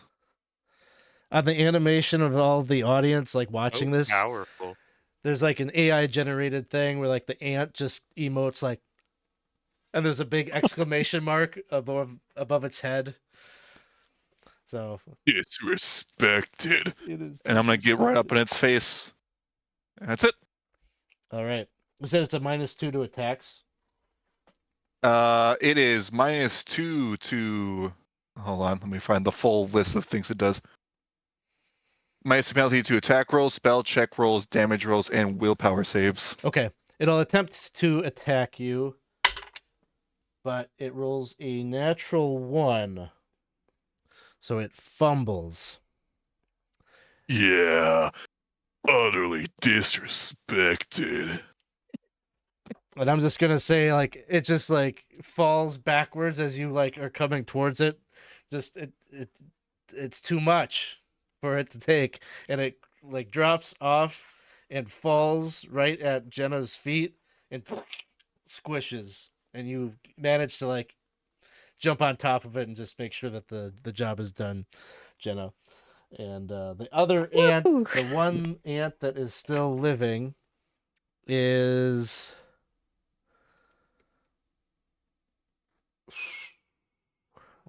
where's it gonna go? It's gonna go towards Bashful, so it kind of scurries along the wall down to the end of the ramp there. A 21 to hit, and it deals 2 points of damage. That brings us to the top of the round, Sheldon. Okay, so I shot a guy from being hidden on my round. Do I need to become hidden again from the ants, or am backstabbing is so weird in different games. I don't Yeah, want to abuse, but I also want to do it as much as possible. You know. I kind of a lot. I wanted a lot to happen in that first round just because you said like going back into the elevator and all of that, and Yeah. it seemed like the right call. I'll say like you could do like the hide and shadows thing again, but it would take like your entire round to set up sneak like a backstab for the next turn. Backstab for the next round. Okay, and there's one ant left right now. There's one left, yeah. I am going to shoot at the ant with my bow without doing any hiding stuff. Just trying to stay far enough back that he engages someone else before me. I rolled a 5, a very low roll. Take 5 Yeah. mojo. Take Okay. 4 mojo. The math Okay, now I'm at adds up. 14. Math geniuses are getting to win this game. Watch out, guys. Okay, I'm gonna roll a d6. Education is important. Hey. 4 points of damage. 4 points. Okay. It is half the ant it was. That brings us to Bashful.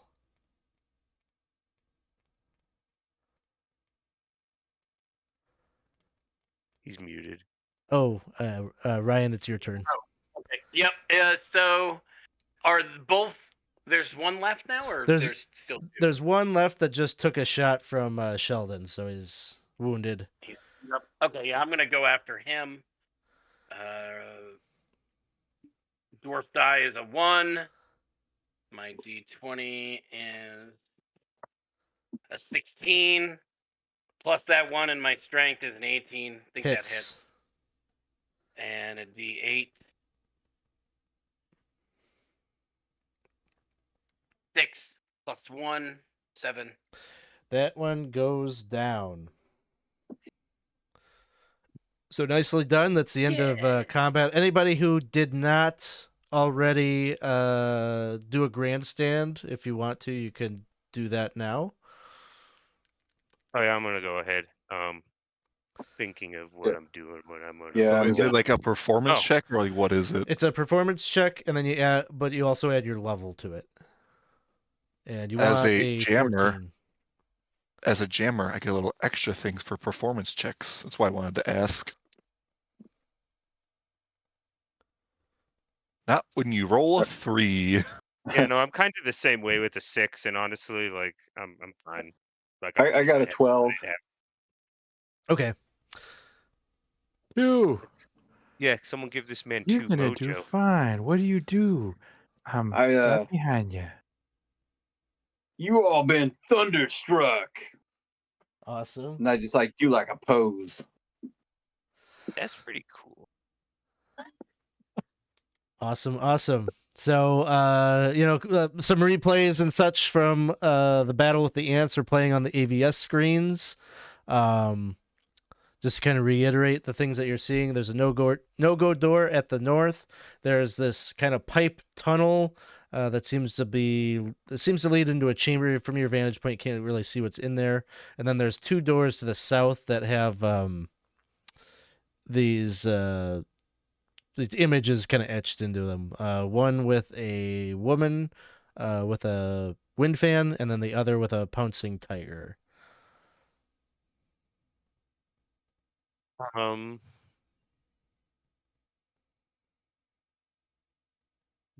So I want to find traps on the doors. Everybody okay with that? Smart. On the 2 Yeah. bottom doors. Yeah. Absolutely. We're gonna have to go through everything to find Yeah. all of the things. Yeah. Red die is for the right door. Blue die is for the left door. I roll for the right door a modified 18, and for the left door I rolled a natural 20, which would be a modified 23. Okay. So you come down the ramp here. You're checking out this door. You're checking out the door, like checking for traps is like a thing that takes like 5-10 minutes or so. You're checking out the door. You're really not seeing anything on the door, but at some point, like you're just feeling like something's off. And as you're feeling around, like you're realizing like your footsteps are kind of hollow sounding under your feet. Like there's definitely a pit trap underneath you. Okay, I relay that to everybody. I'm like, there's a pit trap under here. I'm like, Frank, be careful. I don't know what the weight limit on it is, so you might Yeah. want to Good I'll call. walk around the edge there. So we know that there's a pit trap on the door that we're in front of right here, and we've been diddling around for 5 minutes. So if anybody else wants to like look at other stuff, while I'm looking at the door. I Yeah, can might I take a peek down that tunnel? Yeah. Um, I've got a battery lantern if there's no light down there. you turn on the lantern and look down the pipe, and you could see that there is. It's like a maybe 15 foot by 15 foot. Well, maybe it's a little bigger than that. Maybe like a 20 foot by 20 foot chamber. But it looks like the floor is just like swarming with ants, and there's like kind of like a little bit of an ant mound in the middle of the chamber there. But No, thank you. suspended from the middle, like above all of that, is a man that's dressed up like a jester. He's like kind of like he's got ropes tied around his arms, The around fool. his bound around his legs, and he's like hanging there from a hook on the ceiling. And he's like gagged. He looks pretty uncomfortable. He's squirming about. Something is bugging the jester. Oh, Where oh. did I hear that before? I think it's ants. The answer to the riddle is ants. The ants are bugging the jester. Oh. We probably got to Hmm. solve that Okay. puzzle too. Wonder how much that guy's getting paid. Maybe someone could talk to the jester. Is he Is he like gagged? Yeah. Okay. Let's see. Buck Thunder. Mark, why don't you Yeah. just give me like a, let's say a luck check. Like try to roll under your luck. Okay. I got a 9. Just 1 point under my luck. Okay, you recognize him actually. He's a stand-up comedian that is fairly popular. Oh yeah, I know this guy. This guy's hilarious. We got to get him down. Yeah. He's hanging from the ceiling above an anthill, right? Yes. Okay. Have if you won, if it helps, I have some like I bought a grappling hook before I got here with like some rope and stuff. So if you want to try any of that. I've also got a grappling hook with rope. Who's got really good agility? We could try and hook him and I guess pull him close. What was I'm the pretty Not me. I'm pretty average in every way.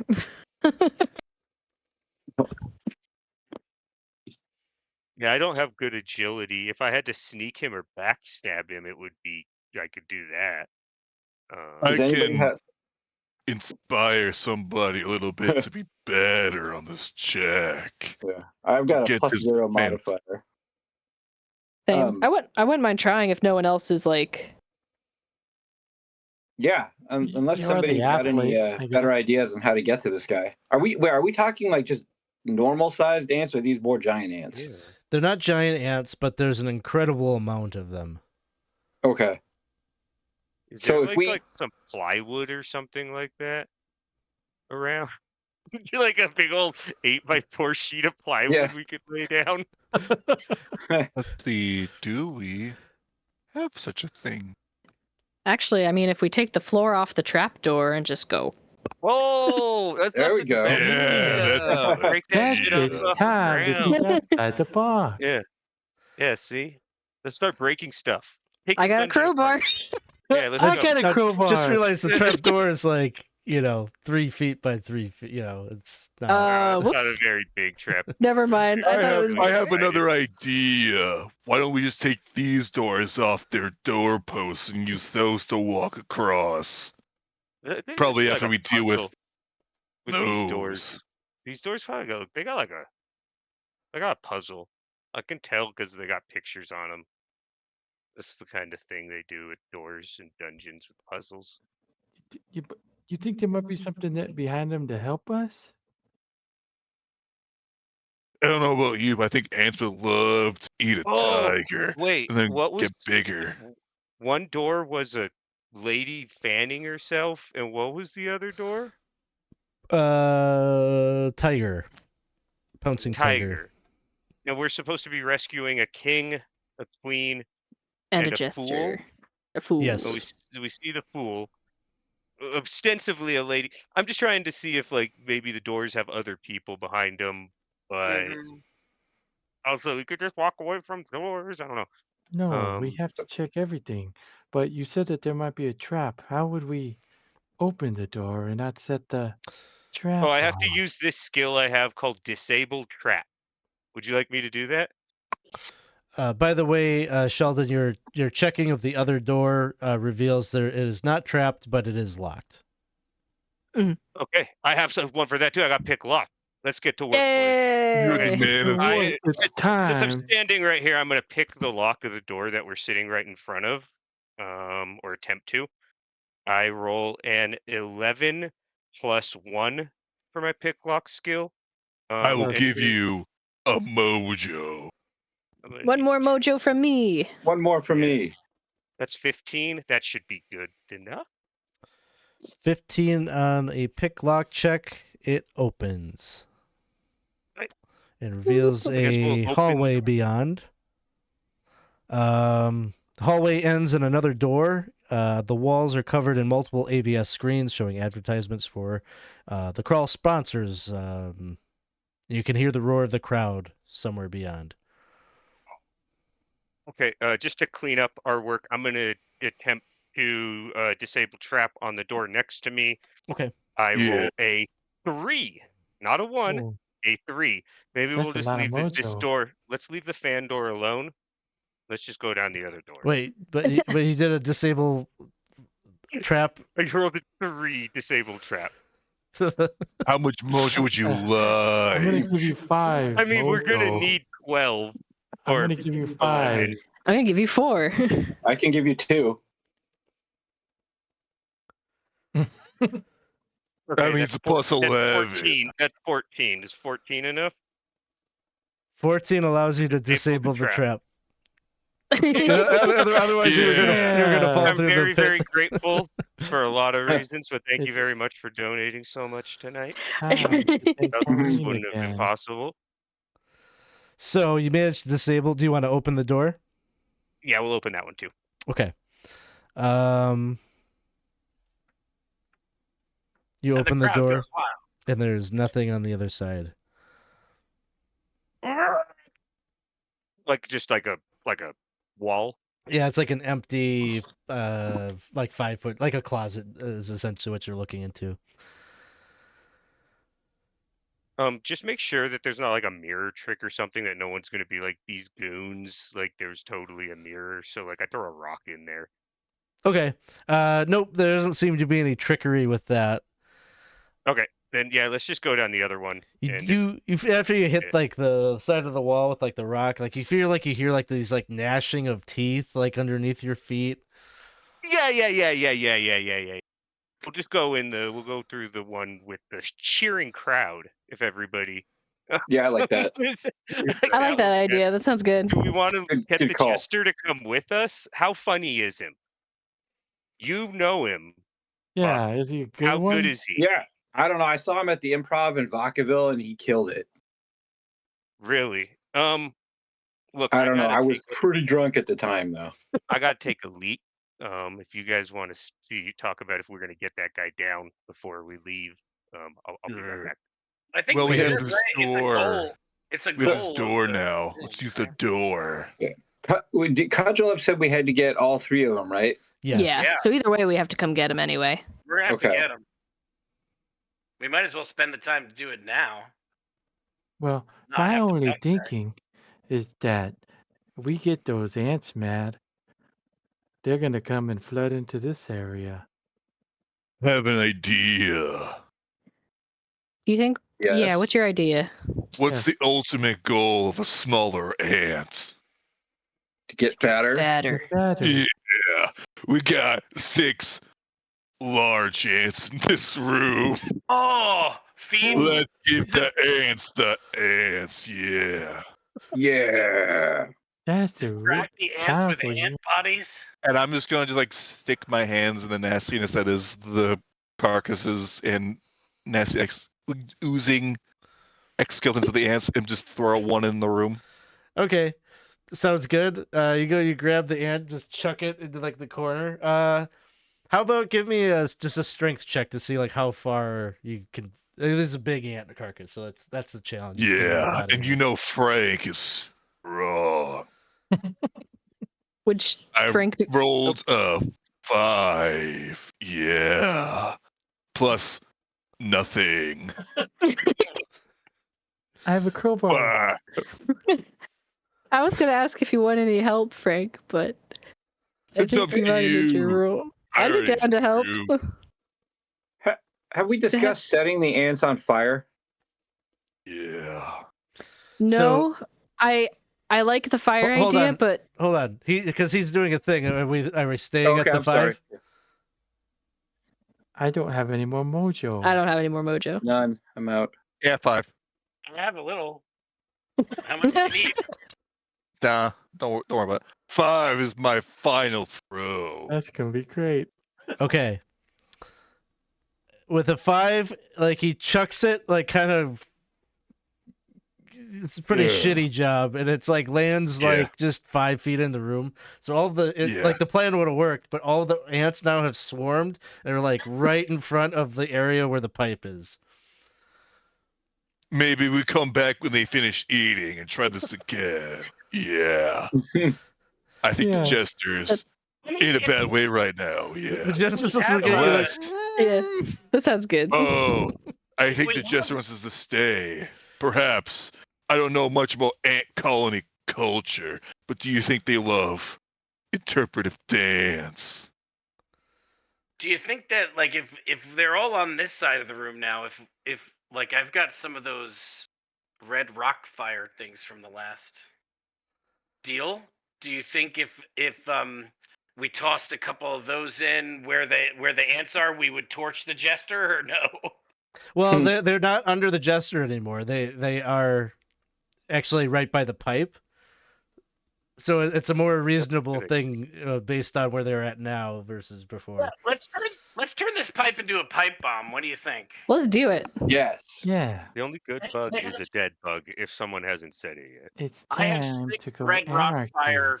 I just wrote down red rock fire. I don't know what that means. Okay, give me. It's from I'll reference that real quick. Yeah. Should I just throw them all in there, guys? Just like. Yeah, it's time to go all in. Watchdog says yes. All right. Well, we gotta listen to Watchdog. Yeah. He's Don't in listen to the charge. clown. That's right. Yeah, no, don't listen to the boat so behind me. Let's He's see. practically catatonic. You got some good punches in there, Watchdog. I was watching that fight. The You recap. watched me? Oh, I see what you did there. Yeah, you're That the is a one good that one. did it. We're You and best that friends jester now. guy. Oh no, I don't know that guy. Wait, wasn't it you who said you knew him? No, No, that it was was Buck. No, I Sorry saw about him. that. Yeah, he's like, no.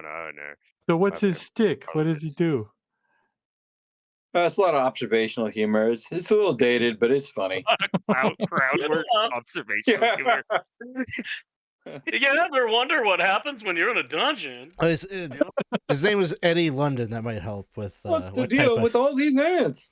Yeah, what's the deal with that? No uncles? What? So I I think we could just let the ant guy. He's a stand-up comedian. Like, I assume that was the alchemist's charge. Yeah. Okay, so it deals 1d6 damage on impact and an additional 1d6 on the next round. So Bashful, how many of these are you using?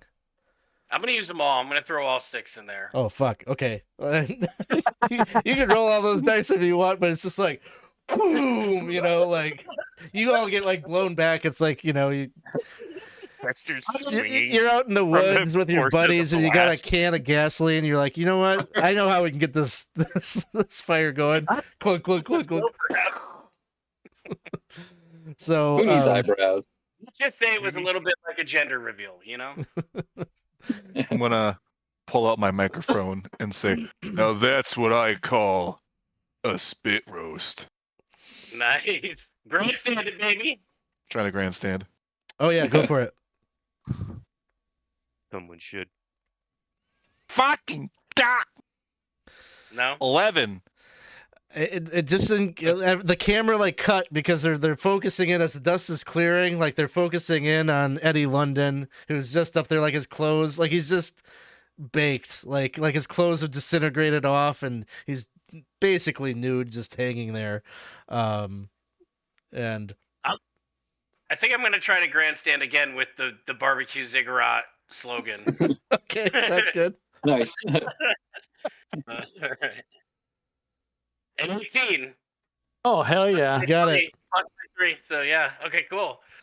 I mean, nobody barbecues like the ziggurat or whatever. You and Eddie London are going to be in a series of commercials after this where like he's got an apple in his mouth and he's just hanging over all sorts of death traps and you come and rescue him. Eat me, eat me. Fine, eat me. Hilarious. Nice. All right.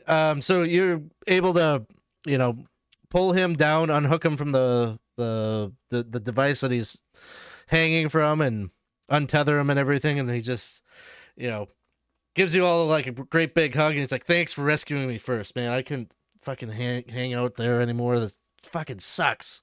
This is like the worst job. I can't believe I'm selling out like this, man. But times are tough."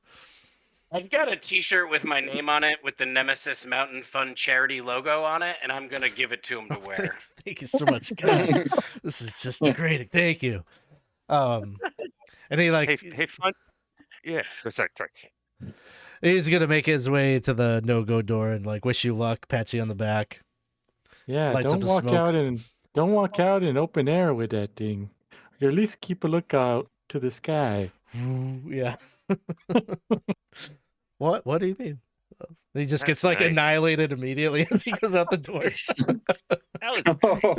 That guy's a nice guy. You were right. He was funny. Yeah. We can't He is- wait to- You can see his butt. That's funny. The ass was on TV. Nice observational humor. You ever walk out of a tournament and just get pulled into the air by a monster? All right. Yeah. Sorry, Alex. What's that? I said sorry. It's okay. What did you do? What are you gonna do? No. What we Oh. did. Oh What we did do. no, you're doing great. He gave us 6 alchemist fires. Just to not throw 6 alchemist fires. So, well done. You've found the first of your quarry. The door is open. I can use the map now. That I couldn't show you the trap symbol on the map. So now we can use the actual map. So you got the hall with the AVS screens. Door to the south.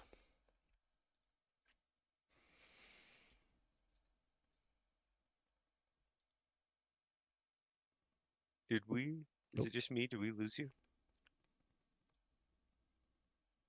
Did you lose me? Can you guys hear me? Yeah, for a second Yeah. there, I did hear you, but now Okay. you're back. Okay. Oh, yes, okay. I think I need to lock this because it's getting moved around. There we go. All right. So, what would you guys like to do? I'm guessing. suspiciously long corridor. We should make sure there's no traps. Yeah.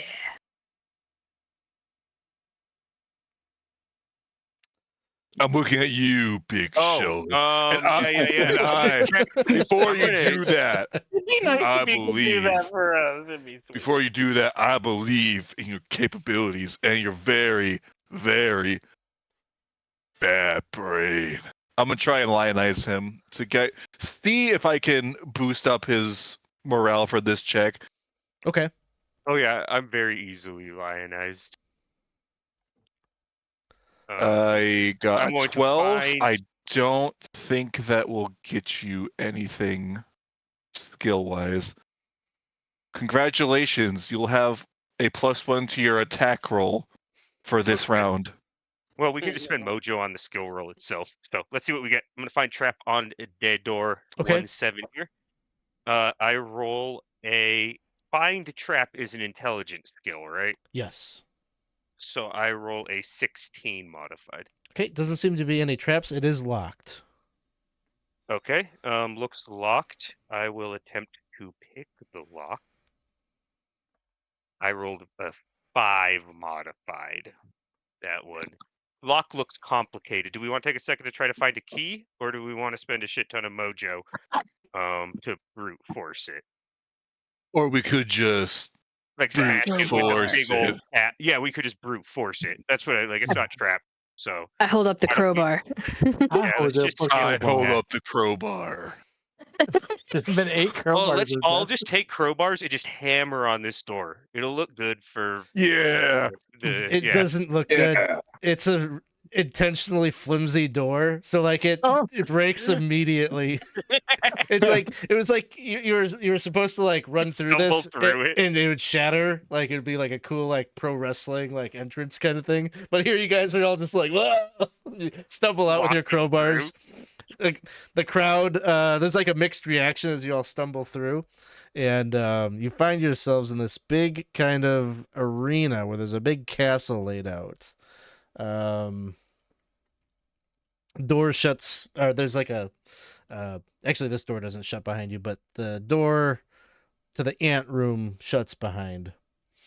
And you see in front of you 5,000 nobles that get to their feet and cheer as you enter, some chanting 8 fingers of death, others booing. It's a little bit of a mixed reaction. There's a 3-sided AVS scoreboard that slowly rotates high above the arena floor, showing your names and stats on one side, advertisements on the other two. The most obvious feature of the challenge before you is the facade of a gray castle among the south wall. The castle has 15-foot high crenellated walls and a tower at each corner. There is a portcullis that blocks the entry to the castle, or rather the castle's courtyard, and standing in front of it is a guard with a spear. The guard is gray skin, gray armor, gray Roman-style Gallia helmet, and he holds a spear at the ready, and as you enter, he swivels his body towards you, his face utterly impassive. You see 2 more identical guards, one in each of the castle's towers, who are unlimbering slings and getting ready to throw. Over the crowd noise, you hear the sound of distant machinery, some kind of a hydraulic whine followed by a loud whirring noise. Facing the tower are 2 5-foot-high corrugated steel barriers. There's a huge banner that hangs across the entire south wall over the castle. It says, Sapa K. Cola presents the assault on Castle Grayscale. And an air horn sounds. The room has begun. You can roll initiative.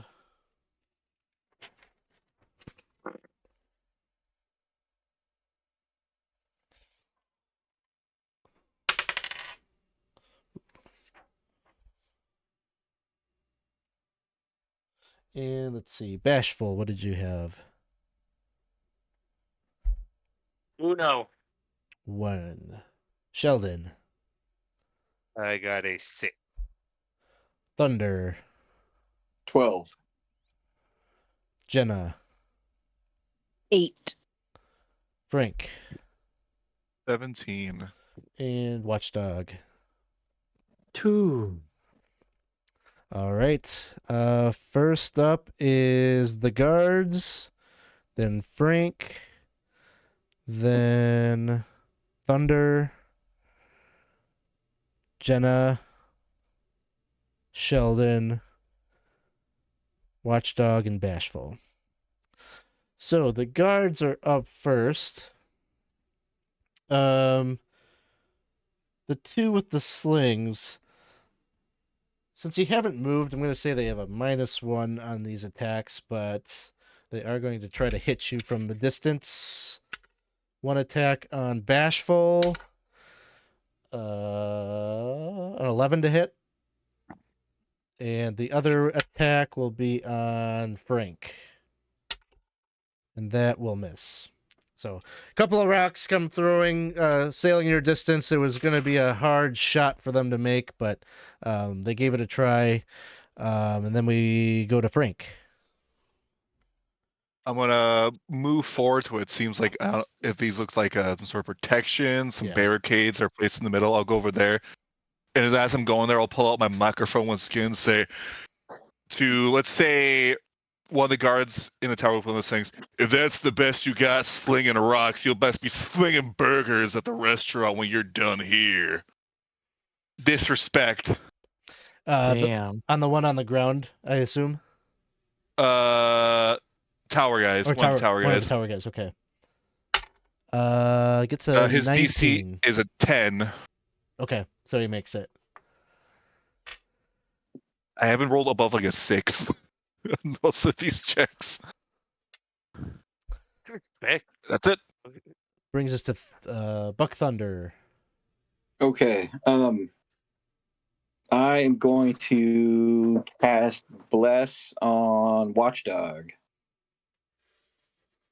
So, no, that is a 9. I failed. Is there any mojo to help? I will give you 3 mojo. 3 mojo? That will do it. Okay. Okay, so Watchdog, you get a +1 on attack rolls for this counter. And then I want to run towards the closest barrier. Sounds good.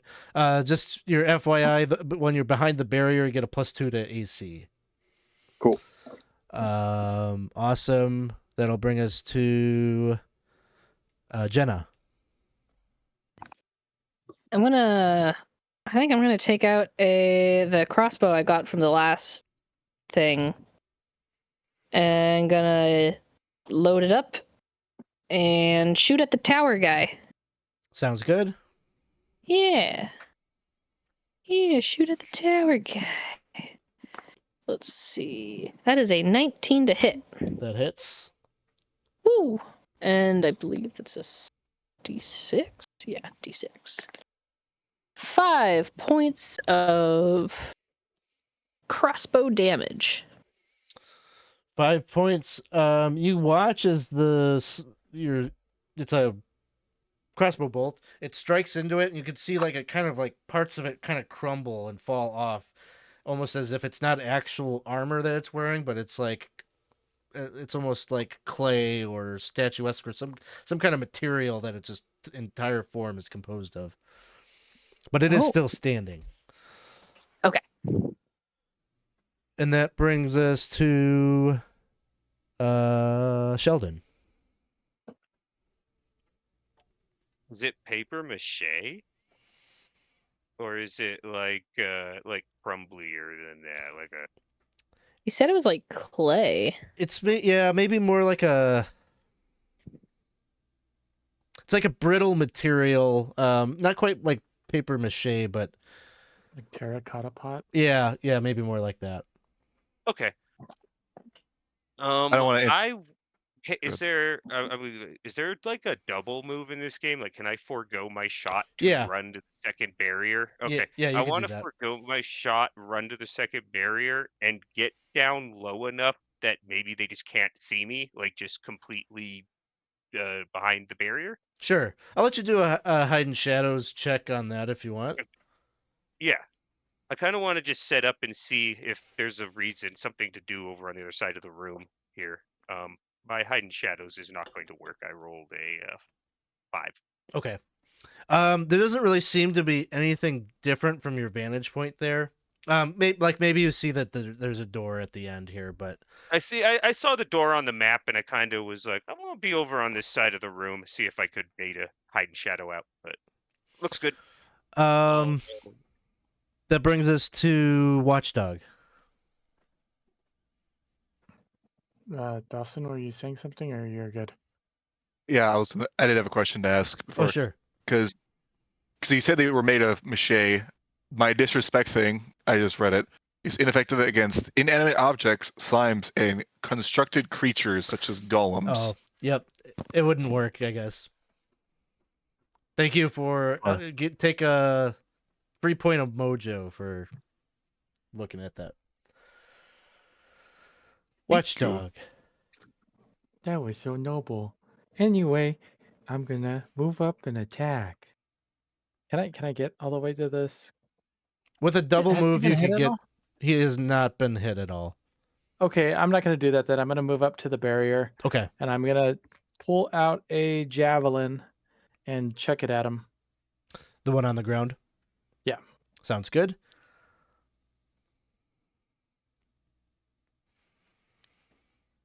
Do I still get a mighty? I still do, right? Because it's a weapon attack. Yeah. All right. I'm gonna try to pin him. I'm gonna try to throw it hard enough to pin him to the wall behind it.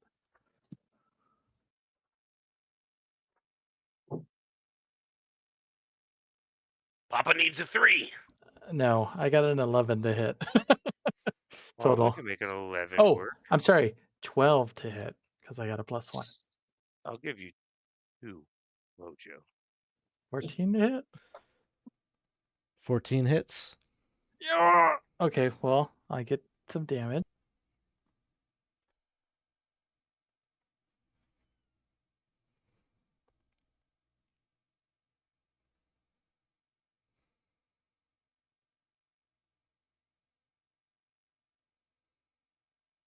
Okay, so it's going to be 6 total damage. Javelin hits it and just shatters. Crumbles to pieces. Nice. Jupiter's beard. Well thrown. Game. Let's see. Bashful. All right. So the dude in the front is taken out. The gate is closed though, right? We couldn't like rush in. Yeah, the portcullis is currently closed. Does it look like there's any way to open it from outside or no? Not like a lever or anything like that. Like maybe you could get up there and like brute force, like lift the gate up.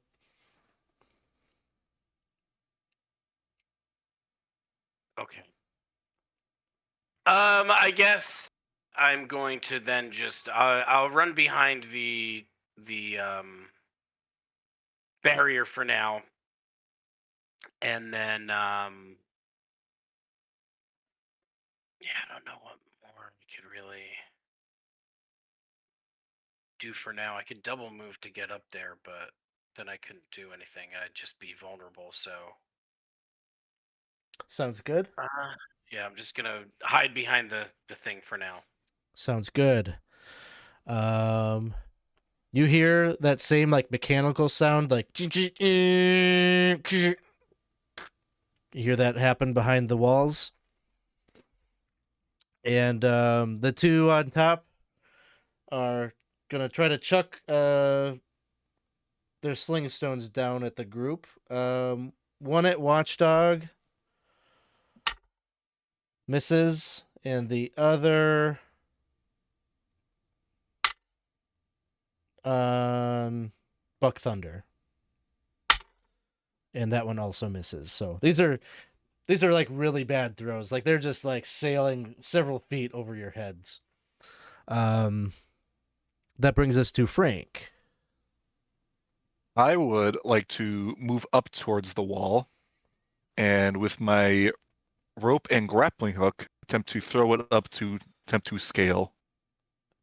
Perfect. You can get the grappling hook and the rope up there, no problem. I can't start climbing it quite yet, but you've got the method set. Everybody, over the walls. Time to breach this castle. Thunder. No one's been hurt, right? Everybody's good. I got Okay. 2 points. I'm also going to take my rope and grappling hook, and I'm gonna run to the castle wall and throw it up there. Sounds good. So you get your grappling hook set up as well. Jenna. Are there still guys up on the wall? There's 2 in the towers. Okay, while they're kind of setting up for that, I'm gonna try to defend them and unleash another crossbow bolt. Let's see, probably not. That's a 3. That one misses. Yep. Uh, Yep, that would be my turn. Sheldon. Let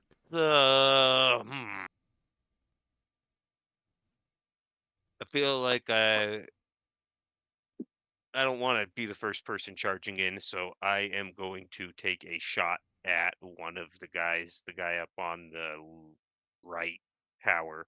Okay. I rolled a 16. That hits. So that should hit. That's And, with a D6.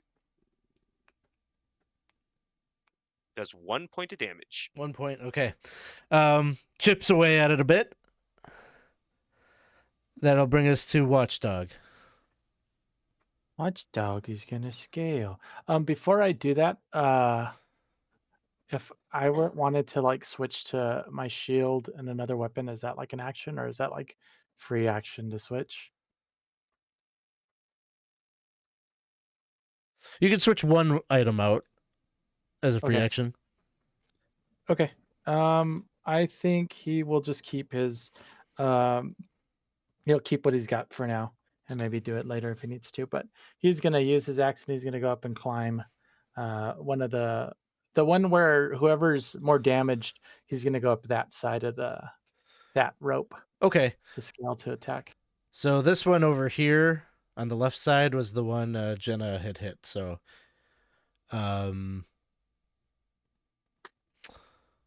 let's see. Frank, were you picturing that you were kind of over on this side? Like towards the western wall, yes. Okay. Give me a luck check, Watchdog. We'll see if you can.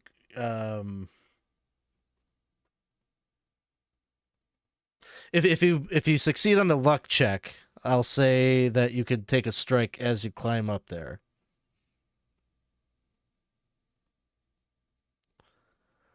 It has to be below. I got Below. a 9 and I have a Oh yeah, I'm fine. Yep. Okay. So you climb up there and like it just so happens that Frank set that grappling hook just close enough that you're able to get an attack up off. Sounds good.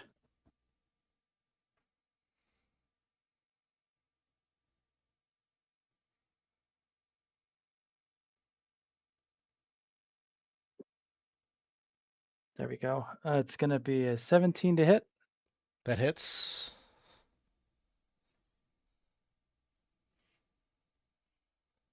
Oh, okay. So that's going to be a 9 points of damage. It goes shattering.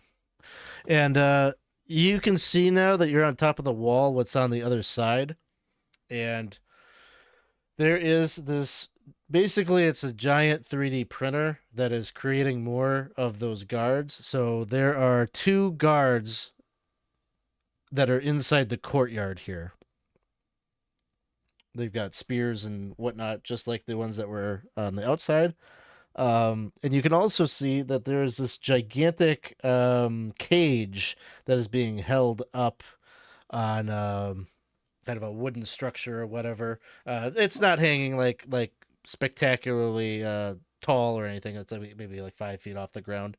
And there is a woman that is on the inside who you might recognize. She's a fairly notable actress that seems to be playing the part of the queen. And then that will take us to Bashful's turn. Right. So if I'm behind the one deal, could I run up and try to run up one of the ropes? Try to get up one of the ropes? Yes, you could do that. And then that would pretty much be it for the turn, right? Yep. Yeah. Basically, you're up on the rampart there, or on the wall. Okay. Cool. Sounds good. and you can see down and see that there are two guards on the inside of the courtyard, and then the queen's cage there hanging in the corner. And at this point, you know, the AVS screens are showing Kelsey Goodwin's trailer for her latest movie that's coming out, and like all that's playing out, kind of distracting from some of the action, but you know, they got to get the ads in. The guards are down on the ground, and each one has a spear. One's gonna try to chuck it at Watchdog, and one's gonna try to chuck it at you, Bashful. So first one on Watchdog, that is a 17 to hit. Hits.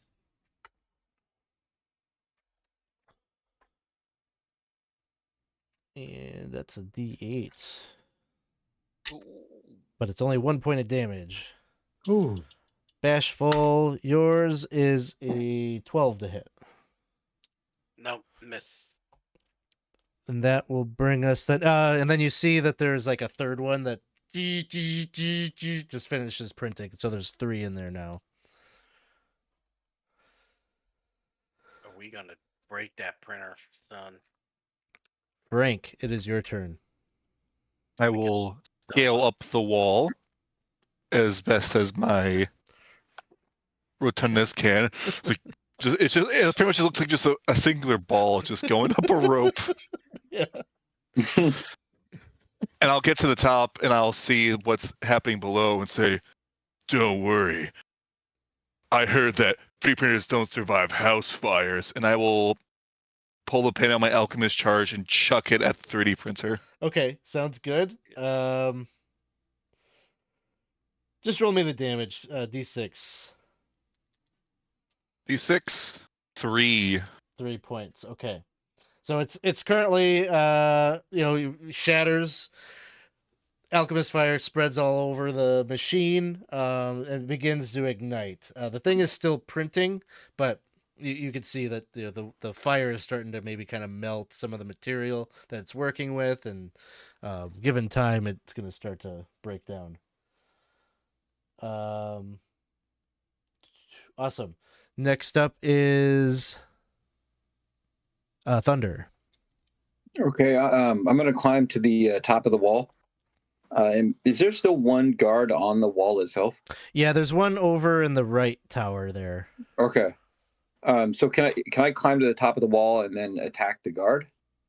Yeah. We'll see if you have Okay. movement to do all that. I've got a spear, so I'm attacking with my spear, and that is 5. So no. That one misses. Now you're in kind of melee with this guard who is like dropping its sling and like getting ready to like kind of have a fist fight with you. And that'll bring us to Jenna. I am mainly just going to use my movement to get over there because I was hanging by the door most of this time. So I'm just going to use my movement to get closer. Okay. Yeah, you can spend your entire turn to get to the wall. Yep. Let's see. That'll bring us to Sheldon. I'm going. Can I see from here? I just keep looking at that door. Like, is it a no-go door? That one in the corner? It's not a no-go door. It's. I just want to move down to right here. Okay. Like, thinking about climbing the wall, but also, like, maybe thinking about, like, checking that door out, because it looks like it's the way to go. And honestly, I can't take a D8 point of damage right now. I would probably die. So I'm trying. I'm gonna call that a double move and just maybe hide in shadows down here. Sure. And see if I kind of duck out of sight. Sure, that sounds good. Not with the 5, 6. So no go. There's like a camera, like everyone's like, there's a camera watching you, and everyone's like, "What is this? This is an interesting play. He's making his way towards the door." There's some commentary. Let's see. That takes us to Watchdog. Don't worry, Buck. I got your back. Time for this Fulio to die. And I'm gonna run up and I'm gonna attack the guy that is trying to throw hands with Buck Thunder. Sounds good. I'm gonna try to hit him so hard that he falls off. So maybe like a shove kind of hit. Sure.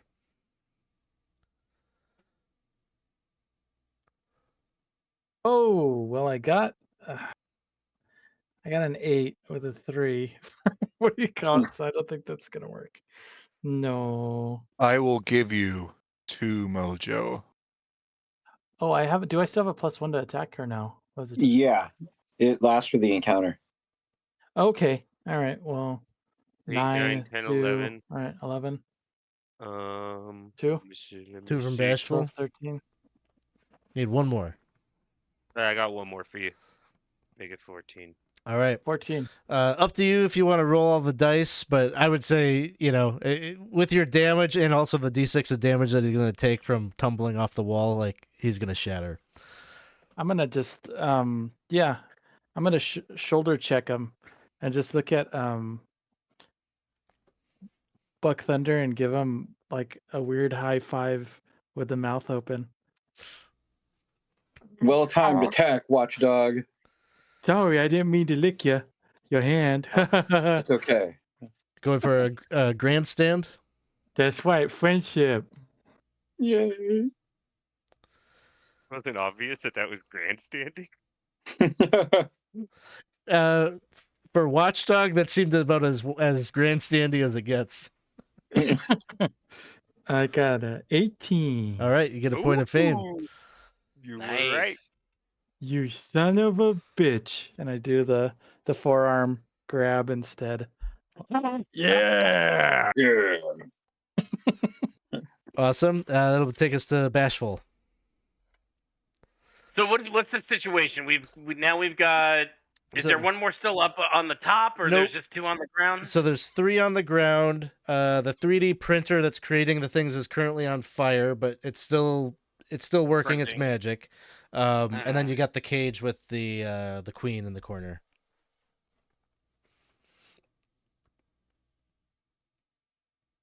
Okay. I'm going to.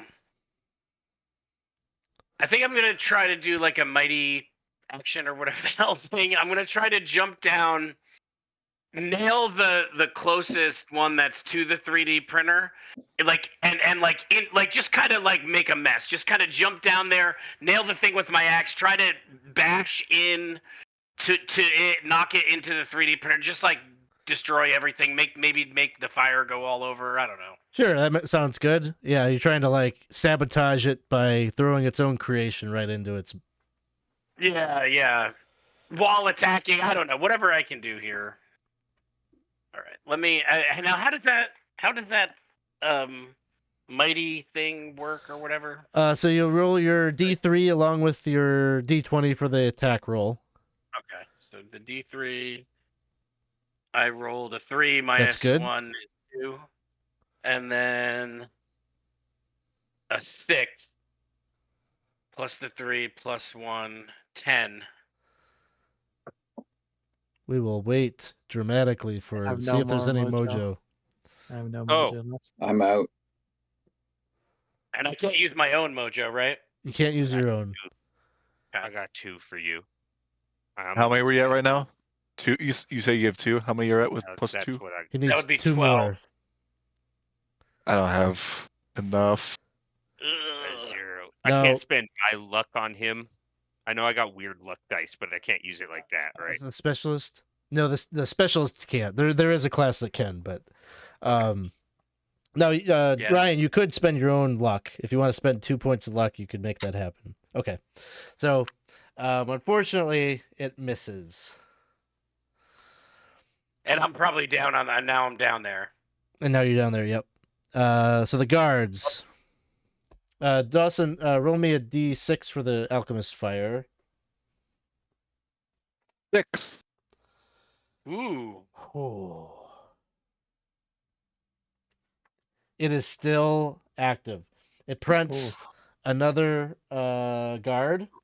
Man. Although Come on, it's wonky, man. Well, hold on here.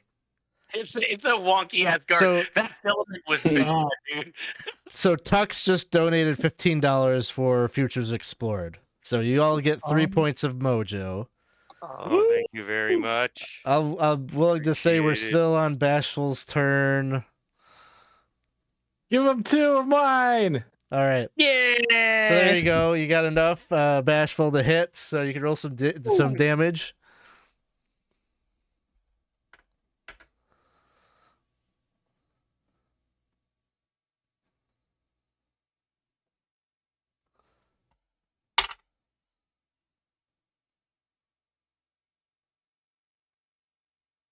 I think you're muted, maybe. I rolled a 2. I had 2 on my dwarf die plus my strength, so it's a 5. 5 points. Okay. So this one that you knock in there, like it's not quite like destroyed as you hit it, but it stumbles back, drops into like where the 3D printer is on fire. And this thing, it drops right in where the arm is that's like excreting the filament or whatever. And like it starts like creating like a second creature like right on top of it, but it's all melty and droopy, like really bad, like soft serve, and it's just like oozing all over the place. And when you knock this errant one in, he just kind of like drives his spear backwards, and like the whole thing starts to crumble, and it's like going up in flames. It's no longer operational. So well done. With the flame, it only had 1 hit point with big Frank's alchemist fire, so that was enough to put it over the edge. Nice. So nicely done. Does So that count this, as a kill or no? what's that? Does that count as a kill or That's no? a kill, yes. Actually, take 2 kills off of that. Basically, you killed 2. Nice. There's Nice. 2 left alive down there. But that brings us to the guard. So there's 2 guards left. They're both attacking basically just with fists at this point, because I think these 2 already launched their spears. I think they're both gonna just like go after Bashful. Like after that, like they're just like gonna try to pummel you. Oh, yeah. So one attack is a 15 to hit. Nope. The second one is also gonna miss. Nice. Chainmail short and shield for the win. Frank. Big Fat Frank is gonna slide his way on down those ladders I see there, and be like, "Yeah, Bash, you need some backup. I'm here to bash some skulls. That'd be nice. Here we go. First ever attack. Yeah. I rolled a 4. Yeah. What do This you Hang on, I got some mojo. So total will be 7 without any I can give you mojo. 3 mojo. 10 we're at now. Yeah. 3 mojo. That's 13, yeah. That's 14. 14 hits. Yeah. Yeah. Smacking this guy with my longsword for a grand total of 2 points of damage. How much? Yeah. 2 2 points damage. points. Yeah. We all could do it. Wow. Okay. Good. 8 fingers total. He's still Once up. again, I haven't rolled above a 6. That's what mojo's for. Buck Thunder, it is your turn. Okay, I'm gonna hop down into the courtyard, and I will. I'll bless Bashful. Nice. And let's see, I got a 17, which is a +1 to all attack, damage, saving throws, skill, and spell. Nice. Thank you. Ooh. Thank you. Go with God, Nice. Bashful. That's so nice of you. Oh my god. That'll bring us to Jenna. I think it's still on the outside wall. Yeah. I'm gonna, make my way to the castle wall. And I don't know if I can climb, but I'm just making my way to the group as far as I could go and Yeah. around. Yeah, your movement can take you to the top of the wall. Oh dang. Okay. And then you Yeah. can see I'm down. gonna go to the top of the wall. Two of the manufactured guards are down there. How tall is the wall? 15 feet. That's not too bad. Do I do it? Do it. Do it. Yeah. I'm going to jump down and try to grapple one of them. I'm going to go, "Wah!" Sounds More good. fun. You're an educator. You might as well. Yeah. That's right. I was educated on how to kill. I got a. What is that? That is an 8 on the die and a 2 on the training die, so probably not. Okay. I will give you Yeah. What do you need? One more. 4 mojo. Oh, damn. Alright. Whoa. Yeah. So that's Yeah. 12. 2 more for me. 14! Hold on. Jenna, didn't you have a 10 to hit? Do I have a 10 to hit? I don't Yeah, know. you You got said an you eight. had I a thought 2 you on said the you- mighty deed. Yeah, I thought you said you had an 8, and then you said you had a 2 on the deed die, so it would have been 10. And then Dawson gave you Oh, 4. I add those together, the D die together? Yes, yep. Oh, I thought that was its own separate thing. Oh, okay. I haven't been adding that at all. So the mojo from Dawson should be enough to get you the 14. Okay, gotcha. Okay, then yes, I do have an. And then you roll Oh. damage. You include your deed die in the damage as well. Okay.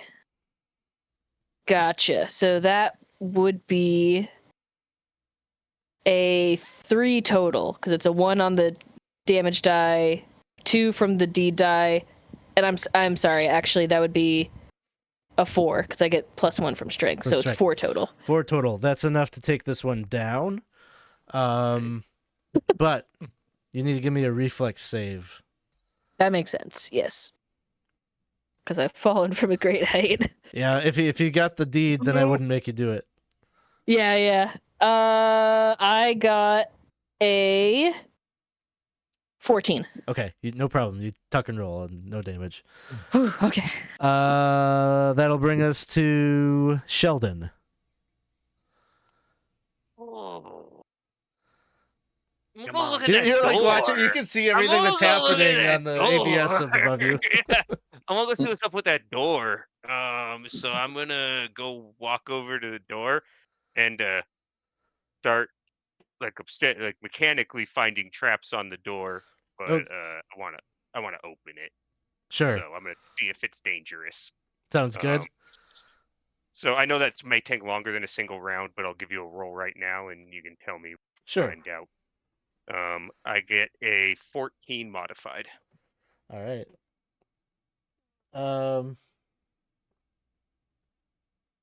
You will find that it is neither locked nor trapped. Perfect. And I'll take as long as I need to do that. Sounds good. That'll bring us to Watchdog. Watchdog's gonna come down, and he's gonna try to kill the last guy. All right, there's one more left. Or One is there left, 2? just one. Okay. Once I get down, I'm just gonna try to pick him up by his trousers and throw him in the heap of fire.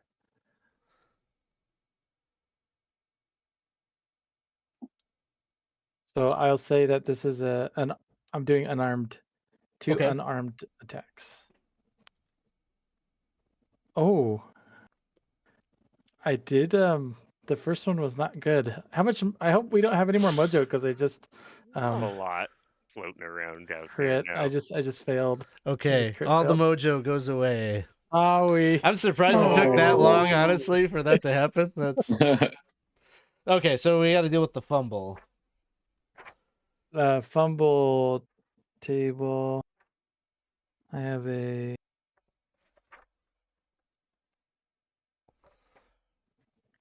It'd be based on your armor.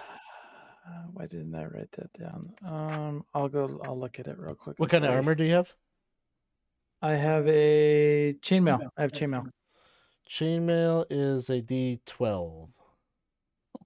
Oh. I get to roll that, or do you want to roll Oh, it? you get to do it. Okay. Modified by luck? Yeah, so if you have a positive luck modifier, subtract it from what you roll. A 2. 2. Okay, not too bad. You trip. Give me a reflex save.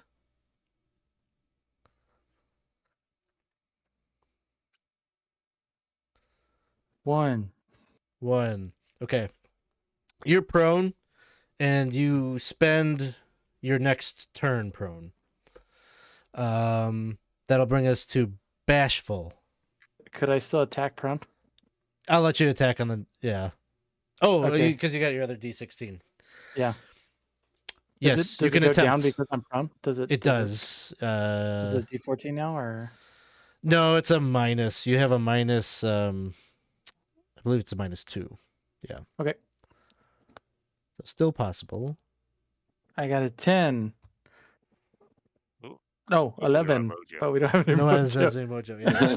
Okay. I'm just just trying to bite at his ankles. Bashful, it is your turn. All right, yeah, I'm gonna hit him. Gonna hit him. All right, dwarf die is a 4, so that doesn't count. I'll roll it again. A 2 minus 1 is 1. D20 is a 12. Plus 1 plus another 1 is 14. 14 hits. All right. So the 8 is an 8 plus my dwarf die is a 1. How do you want to finish it? Oh, I'm gonna have to grandstand. I'm gonna have to. I mean, I don't know. I'm gonna have to, just I don't know. I'm gonna sing a Queen song while I knock him down and be like, "We're here to save the Queen." Sounds good. Go ahead, do your grandstand. Personality, and then +1 for your level. Okay, so personality is a Don't 3, stop so it's me plus now is a 4. good one. Plus 4. It's a 14. 14 is what you need, so take a point of fame. Nice. Nice. Yeah, don't stop me now. I like that one. And then all my buddies behind me will be like, "Cause we're having a good time." Yeah. Awesome. Yeah, this basically marks the end of the encounter. So anyone who hasn't gotten a point, or sorry, say that differently. Anybody that hasn't attempted a grandstand could do so now. You want to try to hit a 14? I'm gonna try to do it by I'll give it a try. dramatically opening this door. Nope, I rolled a 6. I do open the door though. It's just not very dramatic. There's a hallway on the other side. That's it. I got a 15, so I'm just supporting Ryan's having a good time. Awesome. You managed to get the queen down from the cage. There's no lock on it. It's just like a little latch kind of thing. And she steps out. She's a known musical actress also. So she joins in with your song, and everyone's joining in with the lyrics and singing in harmony. And it's a great little moment. Everyone's cheering for you. Yeah. We do this professionally, everyone. We'll be here. See you Next week we'll Thank you, Milwaukee. We're in Milwaukee, right? This one's Memphis. I think you're. Those M cities. So your group, as you are exiting this chamber, we're not going to do this room. You get through this. Oh, go ahead. Hey, Alex. Before we move on, is anybody hurt? Does anybody need healing? A little bit, but I'm okay right now. Wait, John, you do? 2. I'm missing 2? Okay. 2. Let me do a lay on hands. You're really low. You have low hit points, right? I got a 17, so you get to roll 3 of your hit dice and then take the highest result. Okay. I rolled a 5, but you healed 2 hit points of Wait. my actual. Thank you very much. Are you willing to risk it to heal me for 1 point? Yeah. Wait there, you son of a bitch. I'm a little hurt. Help me out, friend. Yes. You are very mighty, watchdog. Much like Cerberus. In the name of Jupiter, be healed. Nope. That is a 6. Oh, sorry. Oh, no. I'm sorry. Says no. Jupiter Was not amused. I also have 3 heads. But don't. It's okay. Ew. Get that. All right. Yeah. So, you guys kind of move forward into the dungeon. Eventually, you'll find this break room, where there's like a midpoint in most of the dungeons where you could have a respite. I will say this is kind of where you're doing some of this healing and everything like that.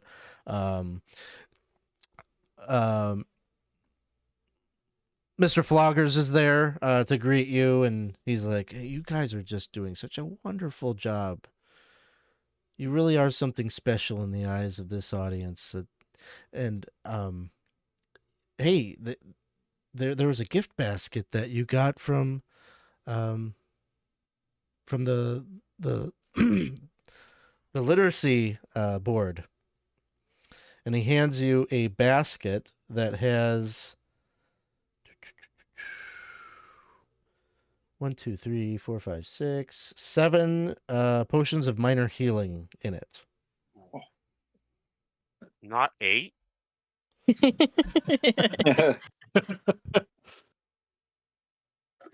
I guess Wait, they're well- wanting to leave you wanted. They're not the math council. They're the literacy council. You know. that's So there's 6 of us, right? So maybe 1 to each of us, and then we give an extra 1 to whoever's the most fragile. Jenna.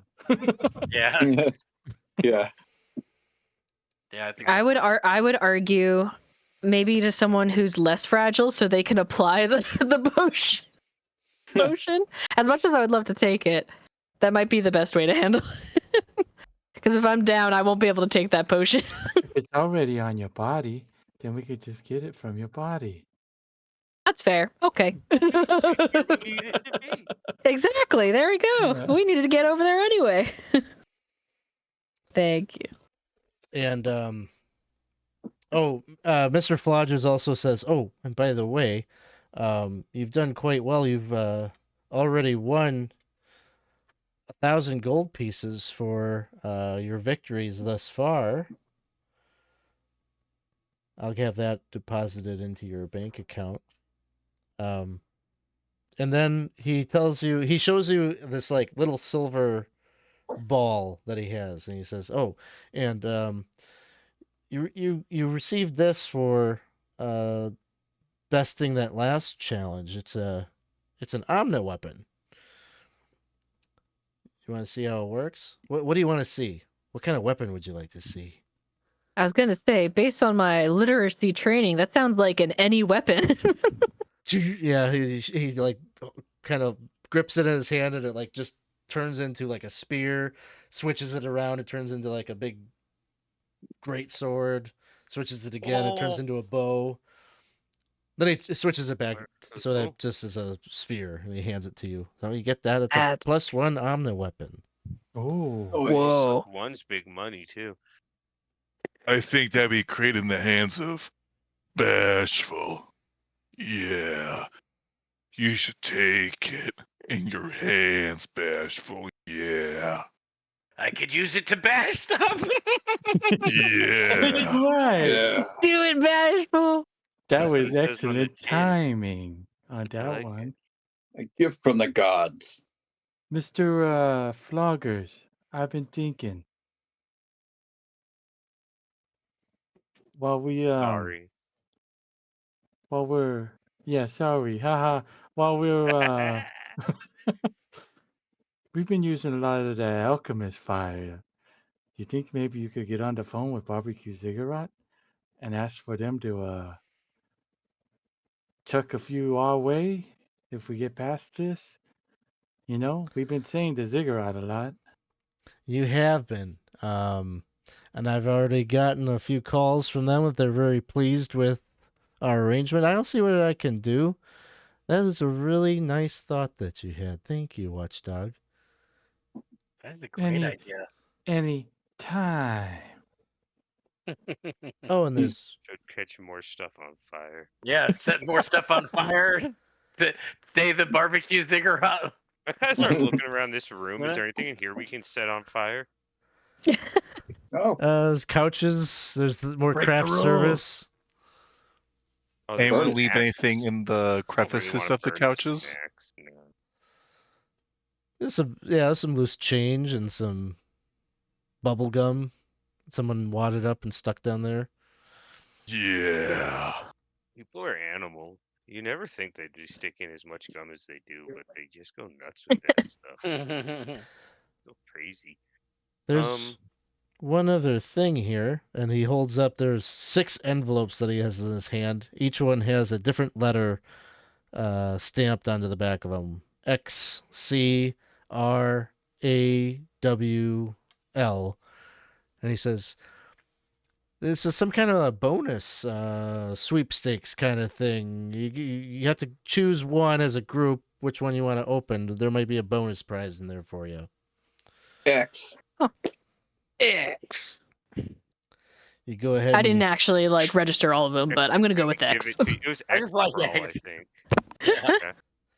You kind of open that one up, and it's empty. And it's like, oh, well, that's okay. You guys are X still wasn't doing gonna very give it well.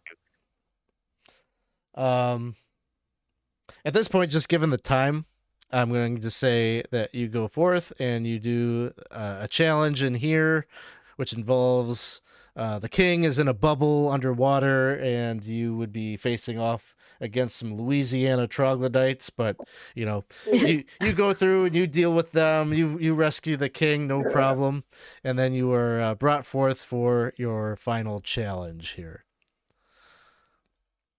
All right. And so you're just standing in wait in this last hallway, and you can hear now, it sounds like literally on the other side of this door is just a roaring crowd that's just waiting in anticipation for your appearance. Oh, there's some bashful up to grandstand. He's got like an 8. Yeah. I've got a just, huge personality. Sing I us a don't want song, to just Bashful. send you out to get hit first, but like you get. I'm just gonna open the door. I'm gonna open the door. I'm gonna go hi ho. Go ahead and do a grandstanding check as you move out there. All right. 11 Hi plus ho. the 3. 11 plus it's 14. Okay, go ahead and take your point of fame. Nice. And we'll say that that was essentially like a grandstanding from the, if we'd run the previous encounter, like that's cool. Like, Okay. So you run out, and there's got to be like 10,000 people in this arena, just cheering and shouting the name 8 Fingers of Death in a sing-songy chant.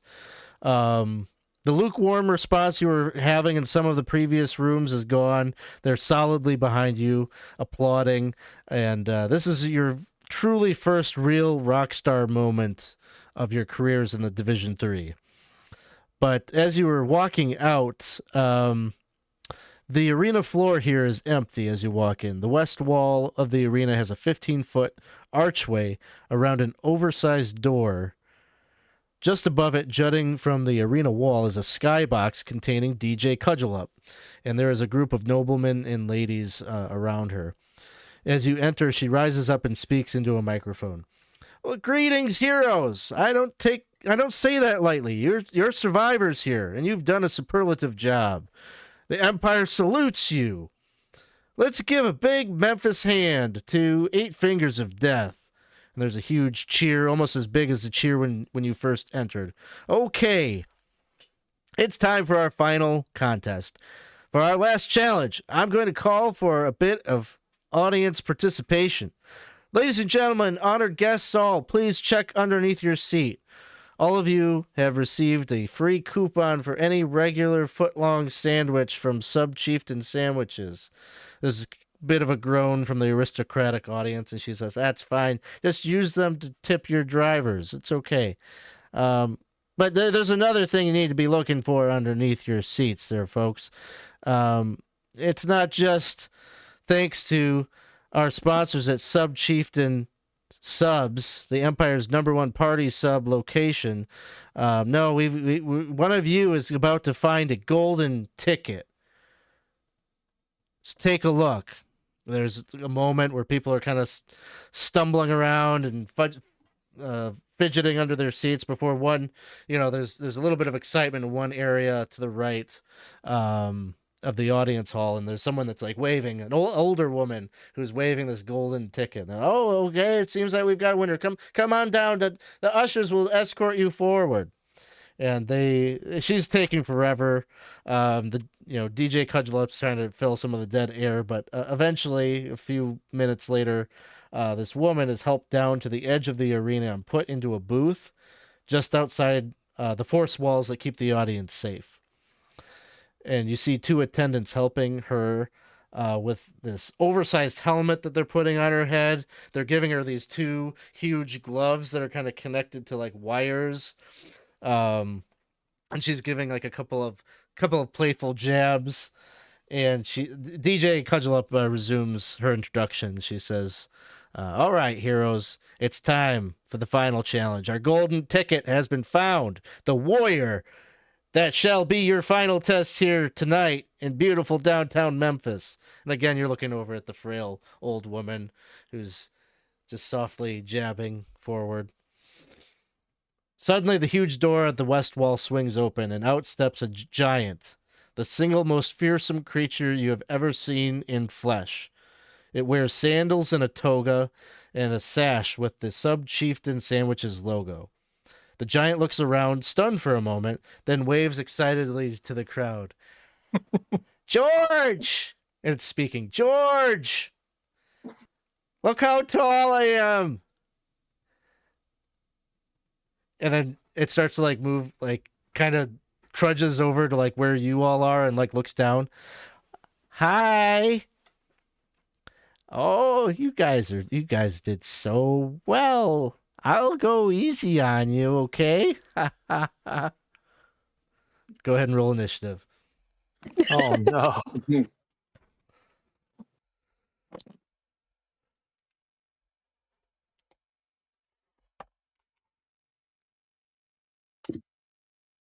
Ooh, okay. All right. Watchdog.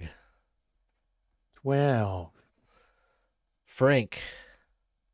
18. Jenna. 14. Thunder. 8. Sheldon. 15. Was it 14? 15. 15. Yeah. And Bashful. 12. All right. So order is Frank, Sheldon, Lady Michelle,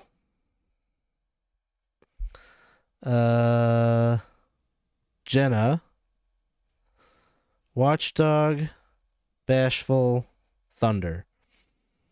So Frank, you are up first. So, from just what I am envisioning right now, Granny's piloting a mech. Yeah, essentially, yeah. So, disrespecting doesn't work on the creatures. But if Granny is the one piloting it, can I disrespect Granny? Yes. Hey there, Granny. I don't know about you, but you'll look a lot better 6 feet under. Will save. Will save. Your target number is 20. She does not make that. What is the effect? She is disrespected. -2 to all attack rolls, spell checks, damage rolls, and willpower saves. Oh, okay. Gotcha. So she's just like, oh, you sick son of a... That's not very nice. And then it is Sheldon's turn. Big Sheldon. So like, where's Grandma at right now? Like, is she over here? I don't know. We'll say it's this little platform over here. Guy Sure. down there. Okay.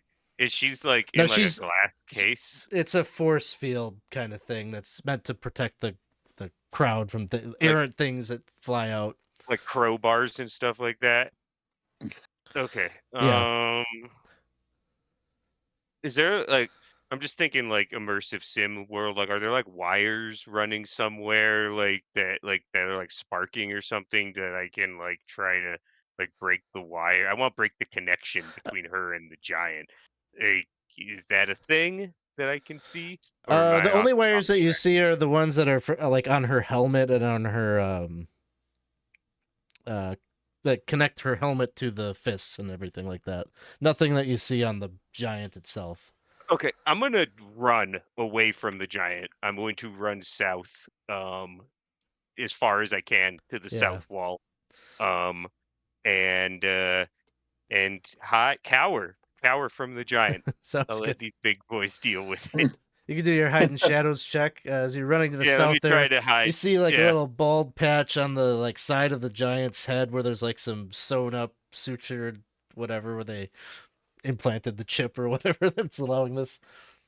I rolled a 12. I think I'll burn a point of luck Make it a 13 to make it a 14 or because I get 14. to roll a d3, Sounds and I good. rolled a 2. So make it a 14. Sounds good. Yeah, you will say that that is adequate here in this context. That'll bring us to the giant.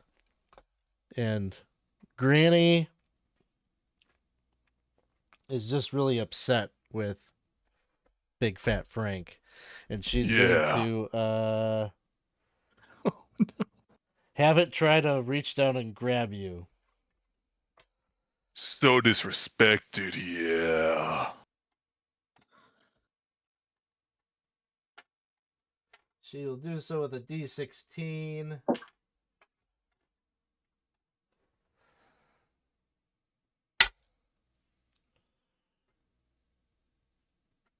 Oh boy. An 18 to hit. Did you already count the -2 from being disrespected? Well, unfortunately, she's disrespected.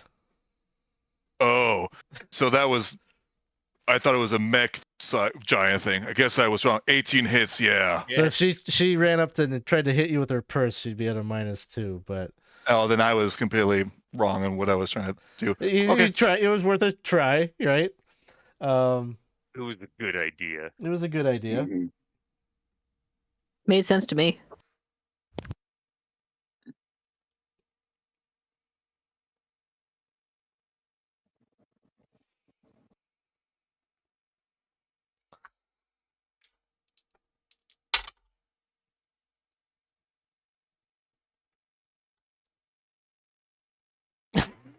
It's 14 points of damage. I don't like doing I'm it. down. Christ.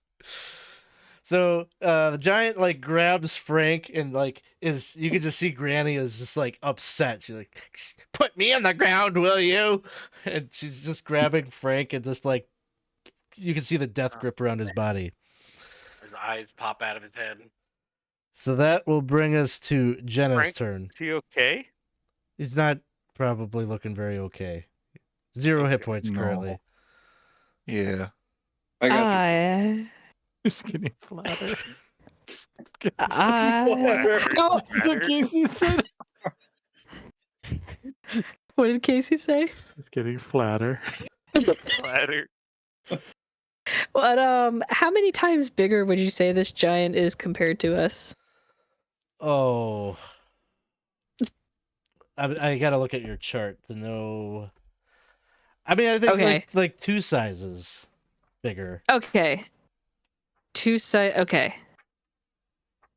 Gotcha. I might still try to grapple him. Maybe like if I had my like rope and grapple hook, I could do like a little to like bring it around and try to like bring him down like Gulliver Travel style and like Yeah. lock her in place.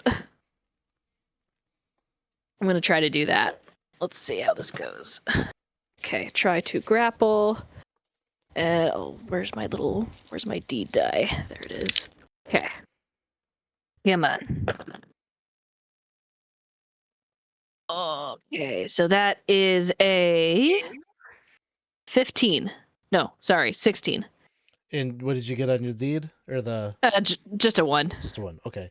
I mean that 16 hits. You could deal damage. Okay. Cool. So she's got it grappled? No, No. that didn't work, but she'll do some damage.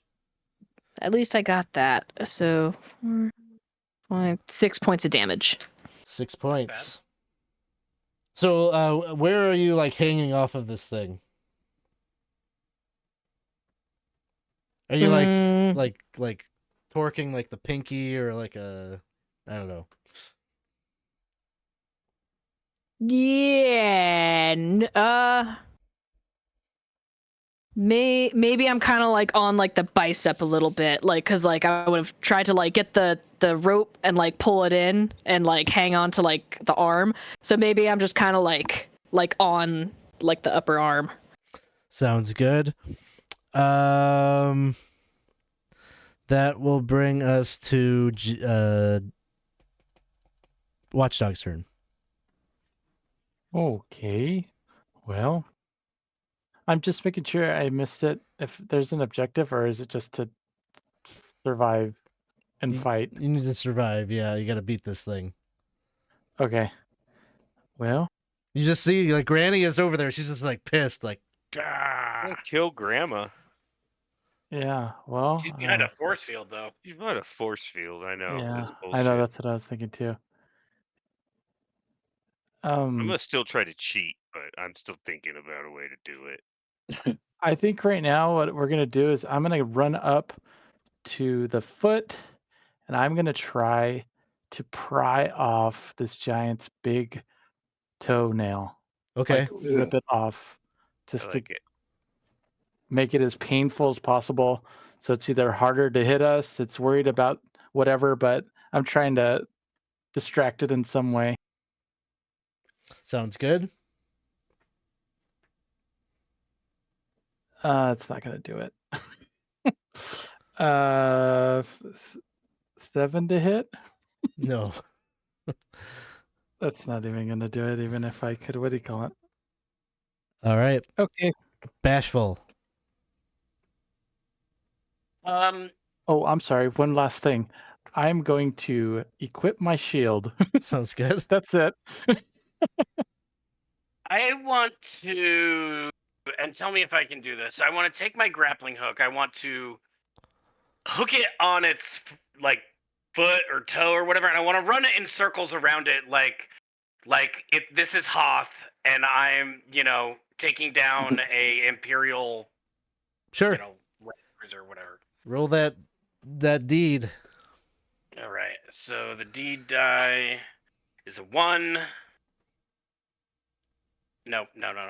I rolled a 2 on the 20 D20.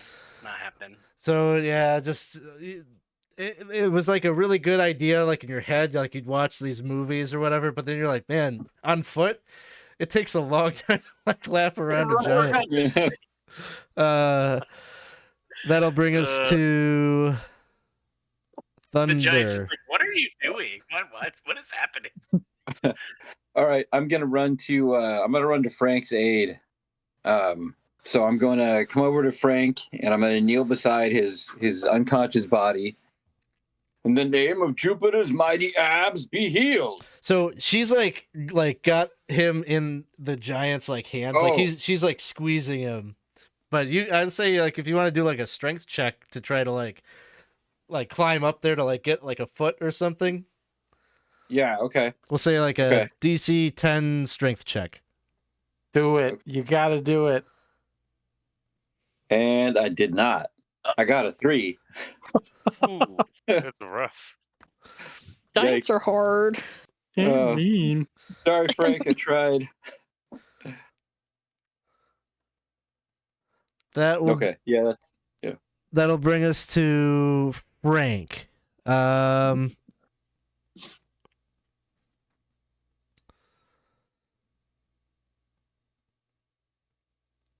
What do we need to do? Make a...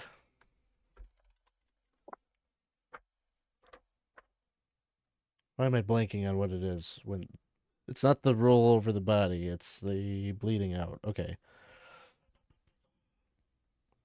Do a stamina check. It's cocked. 15. Okay.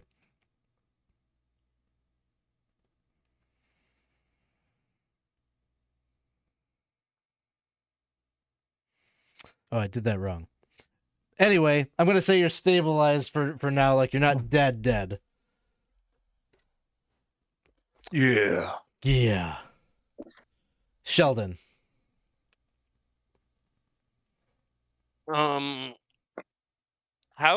Does throwing daggers, is it a thing you can actually do, or is it like Yeah. not really a thing you can do? Yeah, you can throw a dagger. Because it says if I sneak attack with a dagger, it does a D10 damage, which is more than my bow does. Yeah. So Go if ahead. okay, I'm gonna throw a dagger at the giant. See if I can get a nice crit. Let's see what we get. Rolled a 4. I have some luck I can burn. No, Um, before you get ahead of Go ahead. yourself there, you did Yeah. do a successful hide and shadows check. So add the backstab on 3. there. So I get 3 from backstab, so that brings me up to a 7. I do want this to hit, so I'm going to need to burn some luck. Let's burn. Okay, so if I say like I want to burn 3 points of luck and I rolled 3 dice, I don't get enough. Am I done spending luck, or can I keep? I'll let Can I you. spend it one at a time? No, I'll let you do it one at a time. So 16 is the number Okay. that you need to hit. 16.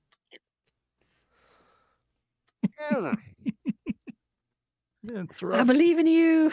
I By the don't. power of That's Jupiter. rough. Time to pray to Jupiter. I'm gonna be really low on luck by the end of this, but Don't do it, then.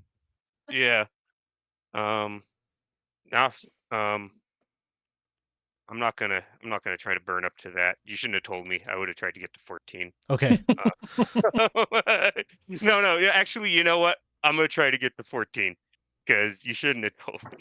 Let's start by burning a point of luck. Hey, That's 1. it's a last encounter, and you get to recover 3. luck. Yep. So And I'll get to recover luck. 4, and 4, 5, 6, 7 plus 7 I got is 14, which is not enough. And you would have told me it's not enough at this point. So let me roll one more and see if I yeah, get a 2. I didn't. Okay, I'm gonna stop. You know what? Fuck it. Let's put the you last can't one. stop 3. there. No, I'm at 2. I'm at 2. I'm at 2 luck. I'm at 2 luck, and I hit. You hit, and it's a critical hit. There you go. I get a critical hit. It's that easy. It could be good. It could be really good. It could be really good. Really good. Let's see what I get. I rolled a 5 on table 2. 5 on table 2.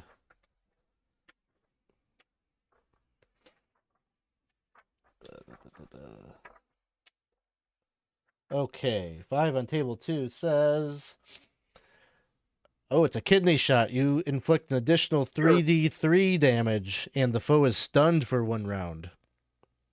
That's the kind of stuff I was looking for. That's what's worth a lot of luck right there. Okay, here we go. 3d3 is 2, 4, 6 extra damage. 6 extra? Yep. And what was the initial damage from the d10? Oh, that was with a d10. I did not roll it. 9. 9. Okay.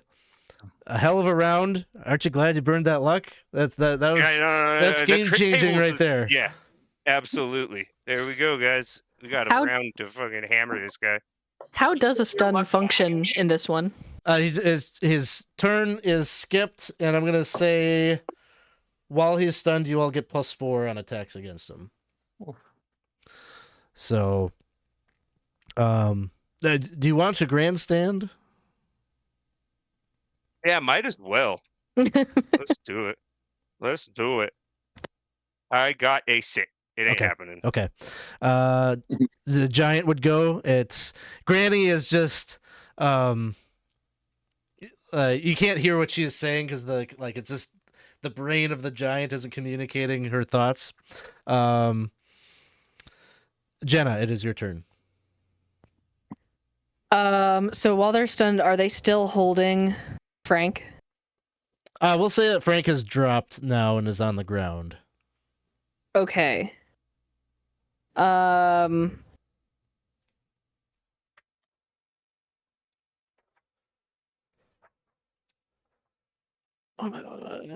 I'm like, do I heal Frank or do I grapple while they're stunned? I'm gonna try to grapple while they're stunned, doing the same like grapple hook and like try to hold them in place so that way they won't be trying to grab Frank in the future.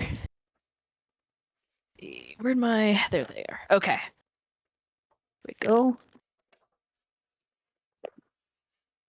Okay. That is... And you said +4, right? +4. Okay. So 12, 14,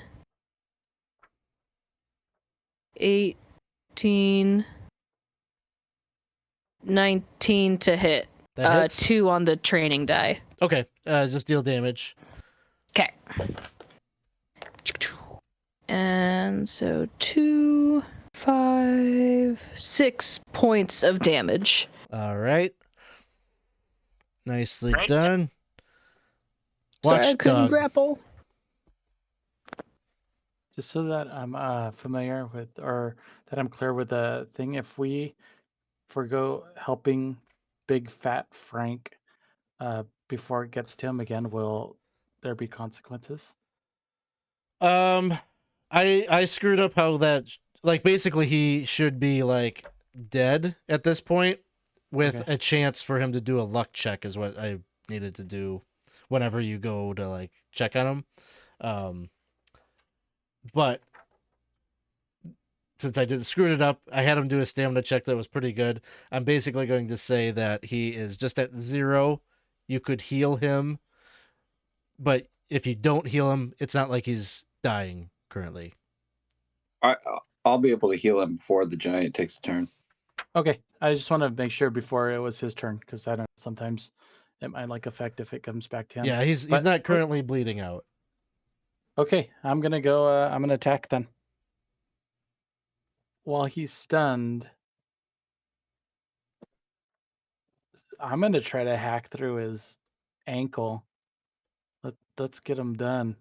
And it's +4 to attack and damage, or just attack? Just the attack roll.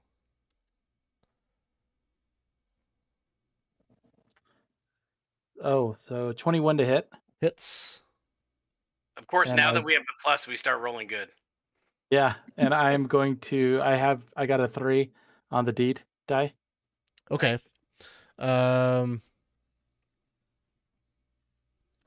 You're going for the Achilles?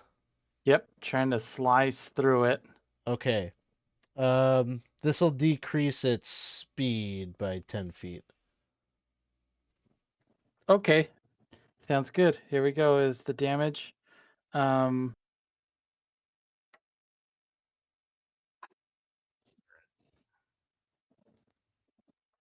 nice.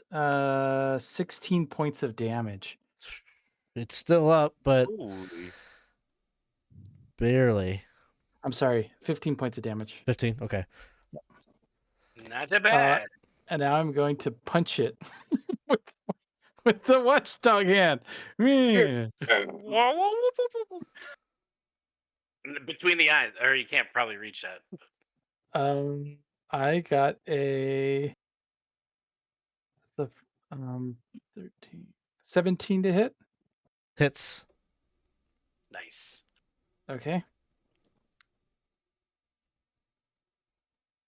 You're gonna take it down with your puppet hand. That'd be so great.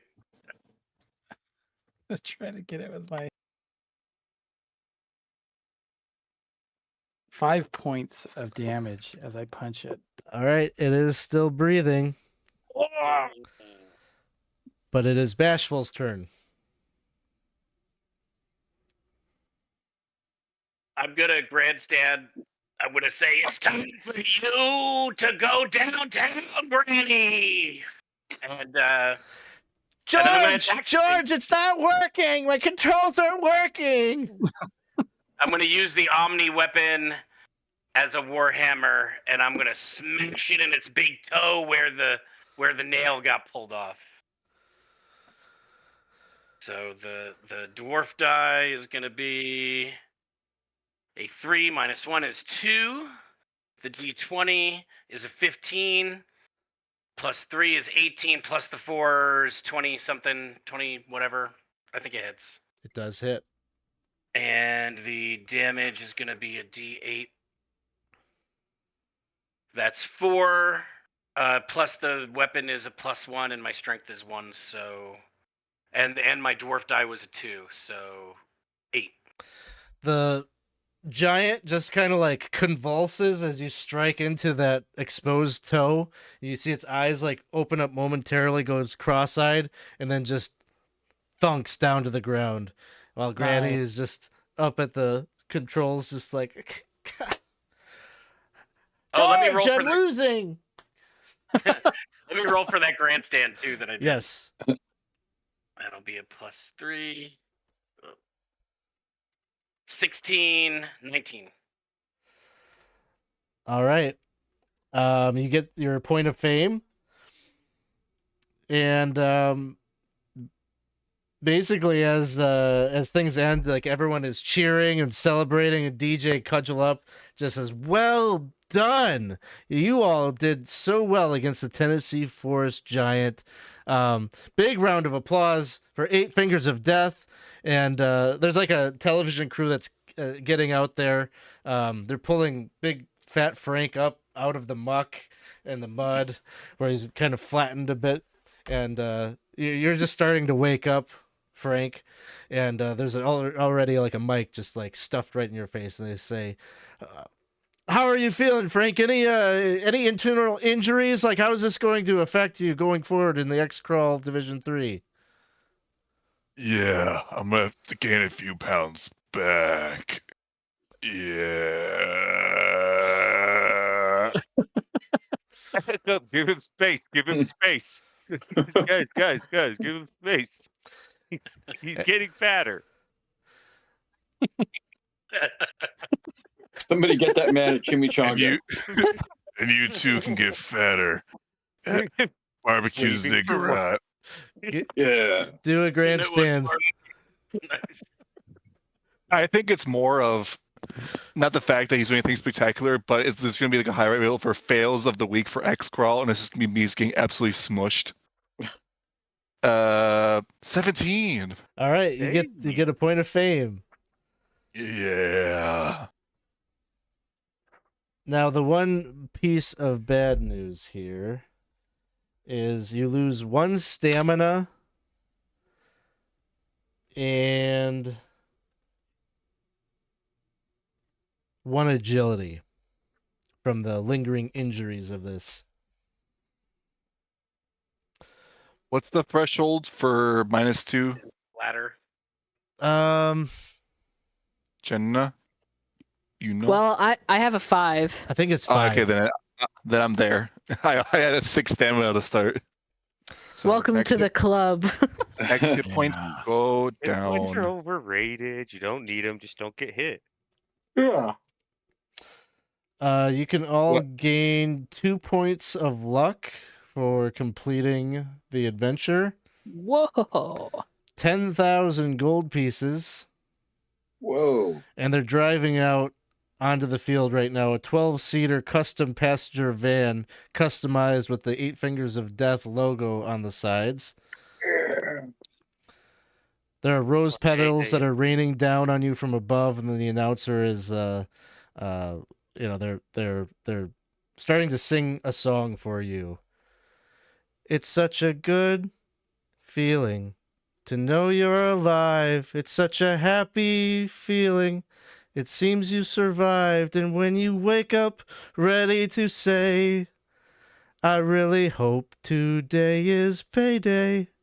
They're bringing out big chests of your 10,000 gold pieces and laying it out. It's such a good feeling, a very good feeling, the feeling to know that you're fine. That's the end of the adventure. Yay! Congratulations, you're all You guys alive. did it. Fatter. Yeah. Better. Bladder. Frank. Flattered. Learning that, I should have insulted the giant and not the granny. Yeah. Actually, She was mean. that was probably your downfall because Granny's really sweet and nice throughout most of like the giant fight, as long as you don't piss her off. But it made it more interesting. So well done. Oh yeah. That was a lot of fun. I guess between now and the next adventure, think about maybe things that your characters would want to do outside of the arena. If you give me a few kernels of something to design an idea around you. Big Sheldon wants to wield a gun really bad, so we got to put him in a I got situation so he can fire it off. Now. We're getting guns, guys. I'm gonna forge documents that say we're allowed to have them. It's gonna be great.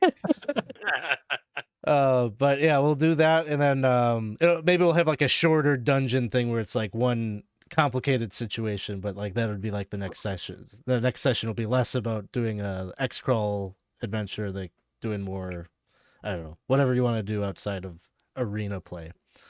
So, well done. Thanks everybody for the donations. Looks like we have raised $140 so far for Futures Explored, so that's pretty cool. So thanks for helping us out with that. I don't know. Any last words or announcements from anybody here? Nobody barbecues like the ziggurat. No, make sure you buy Ziggurat barbecue. See you next time. Be prepared in and out of the arena with Imperial Literacy Council. Learn how to read. Learn how to read. Yep. Approved Learn to read. books. We'll throw. I'm trying to find someone to raid. Well,